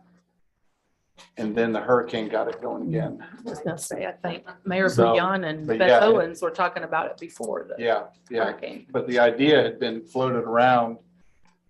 I'm not sure what it was. I think it was the property was the holdup. And of course, we didn't Yeah. have any money to put in the pot. Yeah. And we didn't have the Public Facilities Corporation Right. developed either. No, I like this. So it took idea a all that. lot. So, but it takes a long time to, from the birth of your idea to, having 183 units on the ground, it's a long lift. And they're still not open. Well, almost, Almost. we're building B's occupied, and we're almost ready to open C. Huh? Oh, great. So, I have 3 employees that live there. 3. I yeah, only have 3 out of 5. 5 employees, so more than half of my employees live there, so they love it. Yeah, they have dishwashers. They're so excited. Well, they have washer and dryers too, so. How are Washer they and doing, dryer. Rick, on transformers for building B? Is that one of the holdups? around. Yeah. Good, I think they're pretty much all full too, so. Well, I just certainly think it's something we need to keep on the forefront, so. Yes. Yeah, Keep so the as discussion soon as going. I will bring this item back All right, appreciate and it. have a full report. Thank you. Okay, section 10, city manager report. David? Rick, you want to jump in on the STR? Do the STR registration, full update on who we think we're lacking. Right, so this is these numbers are essentially after, as of Friday. I think we've added about maybe another 15, but as of right now, we have 2,047, add 15, 262 more or less registered. What, 2047, did you say? And then what? And then plus 15, so say about around 260 that are registered as of this date. And just to let you know, when we finally were ready to go live in February, we had 1090 registered, 525 in March, April 282, May 150, and so that's just shows you that that the remaining will be slow to trickle in and will come as a result of the scrubbing that's just now underway where they're, finding those that are advertised but not registered. So that's part of the other. I mean, do we know about how many they're finding in the scrubbing? And We do not yet. Okay. We do Is not. that yet. just because we're too early in that stage? It's early in the stage and we've got to figure out the protocols as to how to pull that data out from them. Some that are still left, La Mirage, we've got about 120, Pelican, 65, Seaside, 26, still a few left at Sandcastle. Beachgate, we're still arguing a little bit about on their protocols, how to register some of theirs. So there's still several hundred left of what we know that'll be forthcoming and registered. But as far as the overall group, I mean, if somebody were to say, is the majority of the existing short-term rental population registered, you would say we're at what, 80%? I mean, if you have every short-term rental management company, their inventory registered. I'd say we're at 85%. 85%, okay. And that includes. But we all want to the- get it up, we want to get it way up there. Yeah. Oh, The sure, goal is no, to get it, absolutely. Right. Sure, Now, sure. compliance, the figures we're seeing, by the way, the figures from what the reports we've seen thus far shows that we have somewhere between a 70 and high 70% compliance rate. But do we What- know what's about all of them? registered. We don't. Well, no, that's what we've got right now. That's what we registered know. Based on what's advertising. So Right. as they get further along in the scrubbing and the data gathering, it'll be a little bit better, more accurate reporting. But right now it's in the mid to high 70s. So it's finding some where the addresses in the website aren't accurate, that they're finding. And so those are the things we've got to go in and help reconcile. But anyway, it's a pretty good number right now for compliance. Is this including like Airbnbs and Verbo and that? Okay. But that's what they're scrubbing. Well, finding. Right, that's- Right. That's what we'll, that's what we're probably scrubbing, all hard. those platforms. And Okay. that's why we hired them, because it is Okay. a Good. difficult lift. Yeah, difficult. Thank you. Do we have a number yet for call-ins? There was supposed the to be a hotline? phone number hotline? Just went live. We just approved the script. Okay. So when did it go live? Like this week? Yeah. Okay. Last week we gave Last them the week. go ahead with the script. Okay. There's some things we wanted that we couldn't. We finally just said go live with it. We need to. Okay. Some of the emergency calls, So what's the number and where is it publicized? on the website under short-term rentals. Okay. And like I said, now that it's live, we'll probably need to get the word out. I bet our local paper would probably help us as well.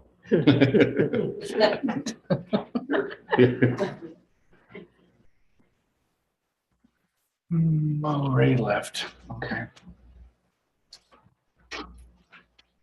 Just you, Dave? Yeah, okay, update on Highway 361. So Ray's been taking the lead. She just took off, but let me give you her update. So last week, the 16th of May, she had a kind of a regional meeting with TxDOT staff regarding the missing piece. And just so the new council members know, what we've been attempting is the highway project that we did, when was that? 2014, 15? When was the highway project? Gosh darn. But anyway, there's this chunk right here. It's about 1,000. Oh, it starts a little bit further back. It starts right about there. I think it's 1,700. Yeah, 1,700 feet of, we call it missing pedestrian path, because on each side of that, you can kind of see it there in the image. You have pedestrian facilities on the southbound side, and then you have the pedestrian facilities on the northbound side. And then it just goes to nothing right at the birding overlook. So the question, what we've been trying to do is figure out how to move forward and getting this 1,700 feet funded and built. So that's what Ray has been working on. So she met with TxDOT. The big thing that we're going to kick off with is utilities coordination. And we got to find out what's in that remaining. If you look at it right here, the or not the cities, the state highway easement is about 120 feet. And let me see what we're currently at right now. We're currently at about 90. So I think we do have room over here, but the first step that we're going to do is coordinate with the water district for water and sewer, the city's gas department, and fiber optic, because we got to figure out what's in there. So we're going to do a locate on it. That'll be the first step that the engineer, that whoever's going to ultimately design it, will have to have the locates done with a survey. So once we get that information, then we're going to know whether or not we can. TxDOT said they need that to make the determination on whether or not they're going to let us put it in the right of way or not. So that'll be the next big hurdle, is can we even put it in that remaining 20 feet? If we were forced to go outside of the easement, it means property acquisition from the private sector. So if we have to go probably, which is on the outside of these big Lower Colorado River Authority poles, if we're on this side of those, we're talking property acquisition, which is never easy. Years and years of pain and suffering. But we have had one death here at least, right? Yes, I believe. we had a death. And I did, just for the rest of the council, I Yeah. sent Dave a picture that I took. Some kids walking.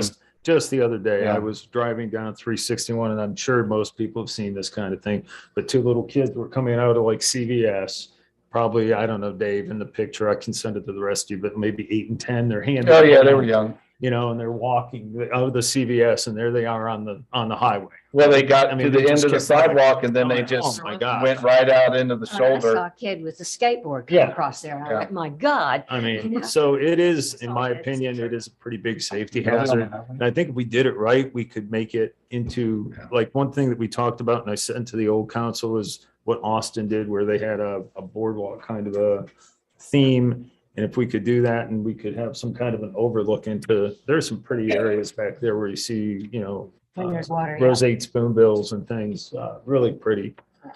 Yeah, there was a fatality. I believe it was, Yeah, down the pizza. No, it was down by where where the birding lookout was. Yeah. It was about 2 a.m. and yeah. late night. Yeah, late night, someone Yeah, it ran was down across, by but the we are gonna look at Yeah. replacing the flashing head signs. Thank goodness, yeah. So, Because that got ripped down during Harvey. right, Yeah. so they are gonna look back at those. So anyway, we are moving forward. It's just gonna be, next step is doing the locates and figuring out what's in the right of way, then turning that over to engineers and seeing how we can move forward. Can you give a quick update on 1B? 1B, yeah, I did get an update yesterday. Give me a shout tomorrow. I got some Doom permitting update stuff.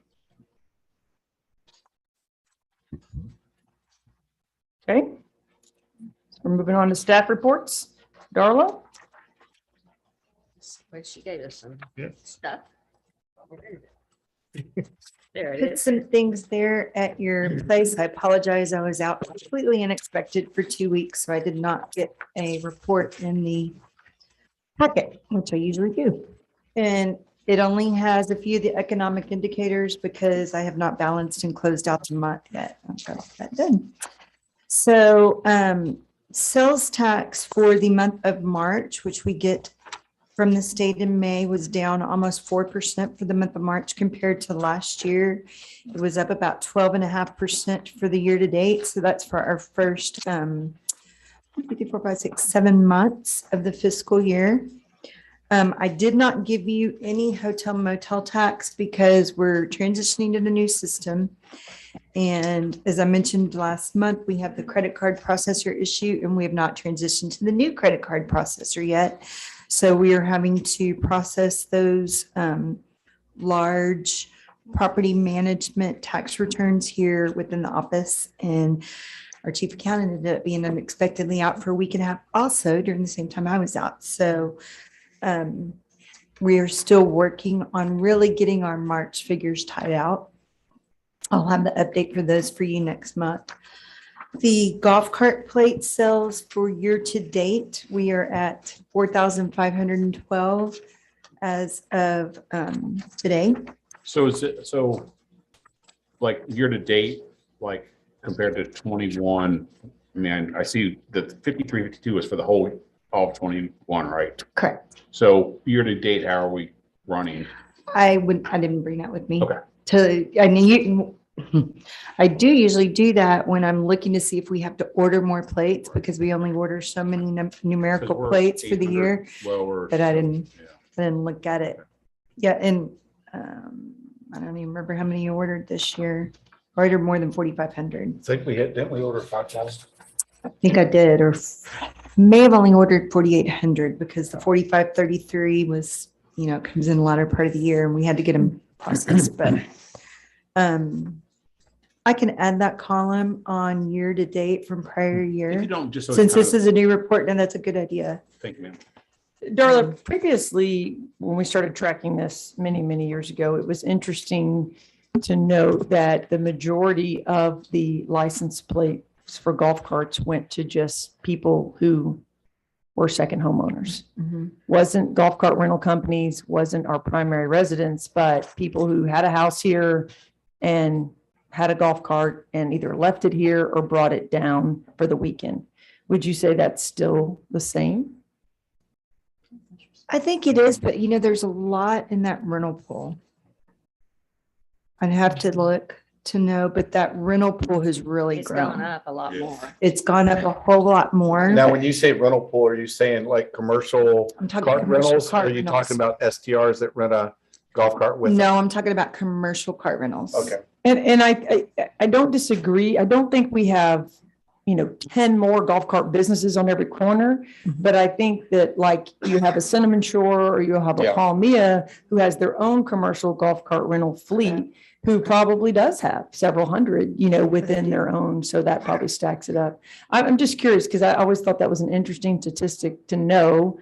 Is there 1,000 primary residents and 1,000 rental companies and 3,000 people just have one at their house? Because again, when we're reviewing the information and we talk about violators, golf cart violators, right? And who gets told the rules, if 60% of your people are just weekend people and they have their own carts, then they may or may not ever get told the rules. They may not, but we require that sticker. They get the sticker, but Yeah. That sticker has to be visible to the driver at all times. No, I know. Besides that. Has like the 4 top rules on it. Right. No underage driving, no driving on 361, no, I can't remember what else they are. Look at them all the time. Seatbelts. Seatbelts. No alcohol. Drinking and driving. Right. No So underage drivers. what would be easier for me to do, I can find out, we can pull out of our spreadsheets how many are in rental pools. Yeah, no, I mean, that's fine. That's doing the math the same way. It's not critical. I just curious, Because the only differentiation we have than otherwise is a Port A driver's license. Right. Of the $50 cost versus an out-of-town license. And I of think the $100 Port cost. A residents are the minority for sure. I mean, Oh, yeah. they are. They're for They sure the are. minorities. I mean, right, but second homeowners is a large majority too. I mean, it is. Yeah. But I'll definitely add the year to date from the prior years to kind of know where we were at the end of those months so that we compare a little bit better apples to apples. So I'll add another column. And beach parking permits, I put in the wrong one. I didn't put in the one that had my percentage increase. I put in how many we've sold year to date, which is almost 31,500. Wow. Through the end of April. So, and which is down compared to 2021 was 36,000 for the same period. So, but if you have any questions on your abbreviated report, I would be happy to answer. And I anticipate hopefully having audit presentation at the June meeting. We got new auditors, they're still working on it. So Yeah. Great. Good. Okay, Rick?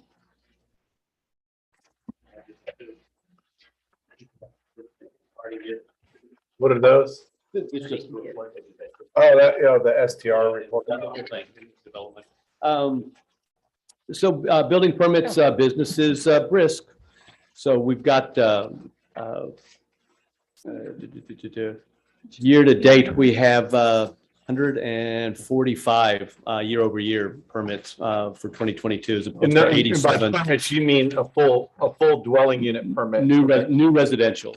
This is new Right. residential. Right, whether it's could be a fourplex, but it's. Right, it's a single. Mostly single single permit. family. Right. Commercial, again, 13 as opposed to 9 year over year for 21. Code enforcement citations written year to date 32 as opposed to 84 prior year.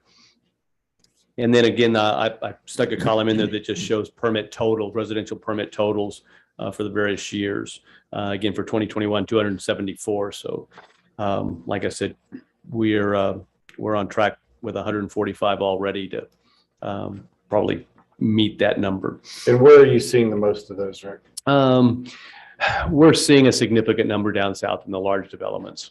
Mostly in Cinnamon Shore South, just because it's larger and there's more done. And then Palmilla's gaining traction. Right. But Cinnamon Shore has I think a little bit more expansive phasing that they've got. And then again, Joan probably has seen this, Laguna Isles, that was a little slow to get going over their next island moorings, that subdivision that went in a while back. They kind of sat dormant because of power issues. They're getting some traction. We're seeing building permits in there now. So I think those were the big items. Any questions? What is short-term rental reservations? That's just people that are coming in renting short Those are terms. registration. Those are the numbers I gave you earlier. Those are the registration numbers. I had it on this report as well. Mm-hmm. Can you give an update on code enforcement officer? Because I guess we're looking for a new one. Is that correct? Yeah, we are. I had an internal applicant that we like actually in my department already, and we've talked. So, like I said, other than some paperwork, I think we're going to be able to do it internally. Okay. Do it internally. Thank you. All right. Thank you. Thanks, Rick. Daniel? You got to home and study all these things. Welcome, everybody. Hello. I passed out the EMS report. So this is for April, 90 calls, year to date still up. Mutual aid, we had them over here, I think 3 times in April, had a Halo Flight 1. Response times have gone down, so that's a good thing. We're trending down each month, 10 seconds or 20 seconds at a time, which is big when it comes to the averages. And this is, I don't remember who asked last time, but I ended up taking the mutual aid calls out of this. Okay, so that helps some of our average as well. Transports were almost 50% of our calls. And you can see here, I mean, Bay Area is still by far our primary facility we go to, but we do go to the Rockport ER. We started utilizing them quite a bit just because they're easy to get in and out and much quicker. What is the difference time-wise with you making it across the ferry and making it to the Rockport ER versus taking someone to Bay Area? It's pretty quick whenever you look at the whole picture. I mean, just because we just have access to ferry, so we just drive straight on and go across. But I mean, we're there under 20 minutes. Oh, versus, Bay Area, which is usually about 25, 27-minute drive. And then the problem with Bay Area is the wait. We'll sit in the hall. I mean, we've had guys last couple of weeks sit there for about an hour. Wow. Yeah. Wow. Yeah, so they were in there 30 hours in the ER before they got moved. Nice. So, and COVID's on the rise, everything's kind of going back up again. So it just seems like the hospitals are saturated. When it's getting normal, you're finding the Rockport ER is not. Yeah, it's not that bad. they're not that bad. Okay. But the problem is, if there's anything that's somewhat high Serious, acuity, then- you got, they're a trauma center in Bay Area, and then they're the stroke and cardiac facility. So they're kind of like our all-in-one facility that we go to for the most part. Shoreline has been good. Some of our guys have been going over there a little bit more. Their turnaround times are a lot faster. Takes longer to get there, but their turnaround times have been a lot better. I think you have time. Yeah. So like I said, call volume's still on the rise. It's a little higher than previous years. So are you, I mean, obviously things are going to continue to, the amount of calls are going to continue to go up. At what point do you see that there's going to be a staffing issue on your part? I don't know if it's necessarily a staffing issue at this time. We're handling pretty well. Okay. It's just more of a fatigue thing. It all depends on how they fall. Right. Well, I understand that because you can get The other day we had 4 calls within 33 minutes. Wow. You know, 4 so and 33 we had Tri-County minutes. over here, Hilo over here, and both of our crews were transporting at the same time. And then I came in from off duty to go meet the helicopter. Were they all unrelated? All unrelated. Oh my gosh. So, I mean, that's how they fall sometimes. You can sit there for 20 hours on do a thing and then you have an hour of chaos. So you just never can predict it. We have several repeat offenders as far as lift assist in the town right now. Just more so bariatric, and once they go down, they can't get up and they have to call. So that's we're geriatric or bariatric. Bariatric. Yeah. And so it's becoming, I got some new products coming in for lift assist because our guys, it's just a screaming injury. Every one of our guys have complained about some sort of strain or something from going over it so much. So that's I got some new product. Actually will be here in 2 days. So hopefully that'll help with that. And then hopefully we've got a couple of them set up their rehab. So they're currently gone and hopefully getting the fix they need. Other than that, EMS conference in Austin, that's where I was last month. And it was amazing. It was a lot of agencies, huge conference. It's our computer system that we use. And when we hired them, they had 26 employees and now they have over 800. So they've completely conquered not only the United States, but the largest in the world currently. So they put on a big conference with a lot of good information and a lot of new analytics, and we get to compare against other services all over the world. So it's a really good thing. It's coming out. Protocols have finally been approved by the medical director and they are in our trucks. And so we're ordered some new drugs and got a few new procedures we're going to be able to do. So that's pretty exciting. So we're all doing training right now and try to get that all going. National-wide drug shortages, they're bad. They're getting worse. There's not much we can do about it. IV flushes, IV fluids, epi. We finally got epi. It's been on back order for 6 months, I believe. Yeah. And we got down to like 4 and we finally got some in. But there's several other things that we'll just have to try to figure out once we get to that point. Y'all approved from that grant, the cardiac monitors and the ventilators. Of course, they've all been ordered. The ventilators, I talked to the rep and they should be here relatively soon. He's thinking 2-3 weeks, and the monitors were still a few months out probably. I did apply for another county grant. We got that around $3,800. So that'll help some of our medical supplies. Other than that, Sandfest, huge one. They gave us another 10,000. So that's 10,000 in October and 10,000 in April. So it's another 20 grand. So we're rocking and rolling with all the grants and the outside money. That's what's super important at this point. And then we did get our stair chair in actually right before I came over here. So that was one of the things we bought with the first grant from the Sandfest. So it's pretty good. Very good. And your conference you put on here was amazing. Great Conference job. here, yeah, I was going to save next month, but yeah, it's a conference here was huge success. Our first year, 7 years ago, we had 14 people, and then this year, I think we had 250 plus. And you put heads in beds, right, Brett? Lots of heads in beds. A lot of golf cart rentals. We had events on the beach. We had events in Treasure Island. We did a little events. I mean, kind of spread it out. We had catering from all over town. So no, it was really, really good. And the speakers come from all over the country. So everybody is highly impressed. And we'll have the bathrooms finished for the that was a major kick in the face. Bathrooms. 150 people standing out there at a porta potty with us. I came in Thanks. there. Air conditioned porta potty. One outside. Yeah. No, it was we made it work and everything worked out, but at the same time it was hopefully everything will be done by next year. Yeah. We're outgrowing this facility pretty quick. I think we'll have to cap it. I would guess next year we'll cap it.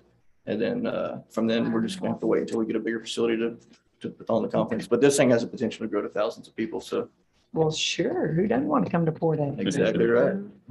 Anything? Daniel's talking it up. All right, thank you, Daniel. Great job, Daniel. I don't see Adam and his reports in here, right? Or the fire. Yeah, fire, quick report on fire. March calls up 24 from 17 in 2021. April numbers were down a little bit, but I'm not sure if that's a full month. It's got a list of about 10 different fire calls in March. Not a whole lot of activity. Fire's working with LT on radios. LT, any update on those? Yeah, we're in the process of transitioning to the new system, so we've Yeah. got a ton of stuff going on at the radio. Yeah, so I think we have enough funding for a percentage of them, but not all of them, correct, Well, Darla? we're gonna do pagers, that's the Yeah. more immediate, that's the more immediate need. I was able to backfill what they're lacking with some radios, spare radios that I Okay. had. So they're good on radios Yeah. for right now. We're So- probably gonna work with Benton a little bit more and find what they can afford later on this year. They have money in their budget, but their radios are over 50,000.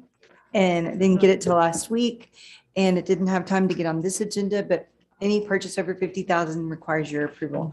So we're going to talk, and if we're going to go ahead and still try to get them out of this budget year, we anticipate bringing it to you on the June meeting. Thank you.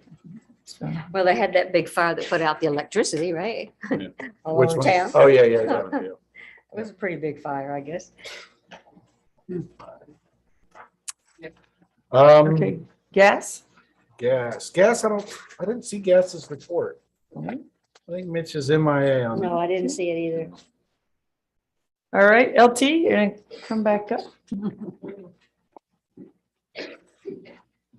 Good evening, everybody. As you can see, from the report that we did here, our calls are starting to go up. We're starting to get a little bit more, it's starting to get to busy time. We've been pretty steady coming up into it. The biggest thing we had in April was obviously Sandfest. That was a big influx of people that we had to work through. It went off. We didn't have a whole lot of major events other than the one where you did see the child that was injured from falling off a golf cart. Father was highly intoxicated, driving in a way that was not beneficial for his kid. So yeah, luckily he's okay. Everything came off okay out of that. Our citations for the golf carts are going up. 171?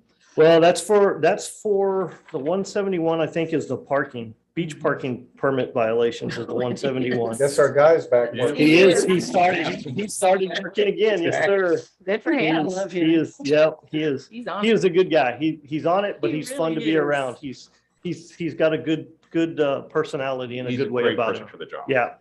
We lucked out with him. Yeah. So So we got anybody on the highway again? Because there's Yes, ma'am. lots of golf carts. Yes, out. ma'am. We And put that's- one over today, so. that's going to be probably reflected in the next in the May one. One guy was driving right down the highway. Yep. Yeah, couldn't believe we've it. been putting people out there. I've seen you guys out there. Yes, we've been focusing on it. And just kind of as a side note, some of the guys kind of did a little review of their own to see how many repeat offenders that we had given tickets to over the last couple of years. Because y'all were talking about the golf cart stuff. We're not seeing repeat offenders on citations. That's good. So they're So learning. it's the transient population Yeah. that is coming in, and you get them one week and then you don't get them the next, but Just don't listen. yep, so, They don't care. So no repeat offenders. yeah, It's good. that's a very That's important. unofficial. Yeah. Just the guys getting on the computer system themselves and doing their own little homework, because Right. they thought it was kind of interesting as well, Right. so. Just personal observation, it seems like the perpendicular parking on the beach is working well. Are you having any issues? I can tell enforcing you in 25 years, I have never seen compliance as well as we had last weekend. it? How did that happen? Because their signs aren't even out yet. No, this It was all over was Facebook. 100%, People on almost, Facebook. this was almost 100% self-policing. They had, I think the Jeeps, topless Jeeps or Yeah. whatever event that was going on, and we made contact with a few of them down there and kind of told them, hey, this is going to be coming up during the deal if any of your group has RVs. And they kind of just policed, hey, the cops are coming around, they're going to be talking to you. And we got almost zero pushback when we did have to contact people. Really? Excellent. And I've never seen anything like it when we've had to do something new like that. But yeah, it was a great weekend. Hopefully, That's me, trailer people, hopefully and it good comes. people. Yeah, hopefully it comes, it happens again this weekend, but we'll see what happens. Yeah, this will be a whole different weekend. I thought it'd be totally different. Yeah. Yeah, I did too. I thought it was gonna be a nightmare, Yeah. but it Not so was, good. yeah, it went off without a hitch. So Maybe they're just really relaxed people. I hope so. Be on the beach. Yeah. We'll find out this They would. weekend when Memorial Day rolls around. Yeah. We'll see what that crowd brings, but so far so good. Oh, that's great. Y'all have any other questions or anything I can answer? All right, thank you. Thank Thank you. you. Thank you. Anything from Doug? I know he's not. Yeah, Public Works, Yeah. I won't go through his whole list there, but his main focus has been getting ready for Memorial Day weekend. A lot of beach prep, getting the roadway working, getting the signs up. I know they got another batch of signs up today. They should have them all up by tomorrow. The wind is not helping him. No, but so they're looking good. Focusing on, if you guys have driven down the highway, you'll notice a big difference when you transition from Port A city limits to Corpus, because when you go to Corpus and you look over in their dry ditch line, it's just horrible. Yep. Then we've been hitting the highway hard. Every day it collects more trash, but they're hitting it hard. They've had the street sweeper out, getting the streets looking good. The rain helped a little bit, getting a lot of the little gravel out the other day. So, mainly just prepping for the summer's here. Is there, the mosquito sprayer truck? Does it work? It does. I mean, I haven't seen it lately. Yeah, I haven't fired it up yet. We don't have enough complaints yet for. Don't mention mosquitoes yet. Is that what it takes? Yeah, it takes. Now they're gonna show up, then we know they're out. Yeah, count 5 days from Now with. yesterday and you'll have bloom. Yeah. And so middle of next week, the calls will start coming. So that's we'll probably, if we can spray next, what's today? It rained Monday. Maybe you should spray before you get the complaints. Well, there won't be bugs. They won't bloom until they're like clockwork. So they'll bloom Saturday if we don't spray Saturdays. So if we can get out and spray Monday, Tuesday, Wednesday of next week, we'll probably start. And then you asked at last council meeting about roads and potholes. Did you get feedback? We're supposed to I've get it got to you. some, I didn't. I know he said he's close. Yeah, I'm close. I didn't. Yeah, anyone So else we're just supposed close? to give it to you one-on-one then? Yeah. Just bring them in, shoot them to me, whatever you guys got. Will you let us know? Oh, yeah, and then I need to get you guys a new set too. What, there was 800,000 in. Yeah, we have You about, pare it down to like. yeah, we're trying to pare it down to like the top 100 worst potholes in the city, or maybe it's 200. But you're not just gonna fix the potholes, you're gonna fix the road, right? No, the first step with this, with the funding that's in street, what is it, about 450K? About 483, I think. maybe. Yeah, then you guys need to look at a possible November special election street and drainage bond for roads, because, just Ross Avenue, just Yeah. 2 million. Yeah. Yep. From cut off around the corner to the collection station. Right. So you guys, we've, if you go back over the years, we've done good. It's just, we're probably about, the hurricane put us probably back 4 years. We probably should have done we probably should have had another one in 28. We had one in 2016. We were about a year into it when the hurricane hit. Then it got delayed, the second half of that. So we finished the second half of that in 2018. But we're probably one big street and drainage bond behind. Yeah. We're probably behind one big one. All the big trucks and construction. Yep, and then then driving. you compound hurricane damage that FEMA's not paying for, and then all the trucks that we're driving around. Just, we're just behind the 8 ball of it. Yeah, it's awful. Goals Workshop. Yeah. Yeah. Yep. We'll have it to you guys. We'll have a big list. Yeah. Okay. Item 12, city council comments and items for future consideration.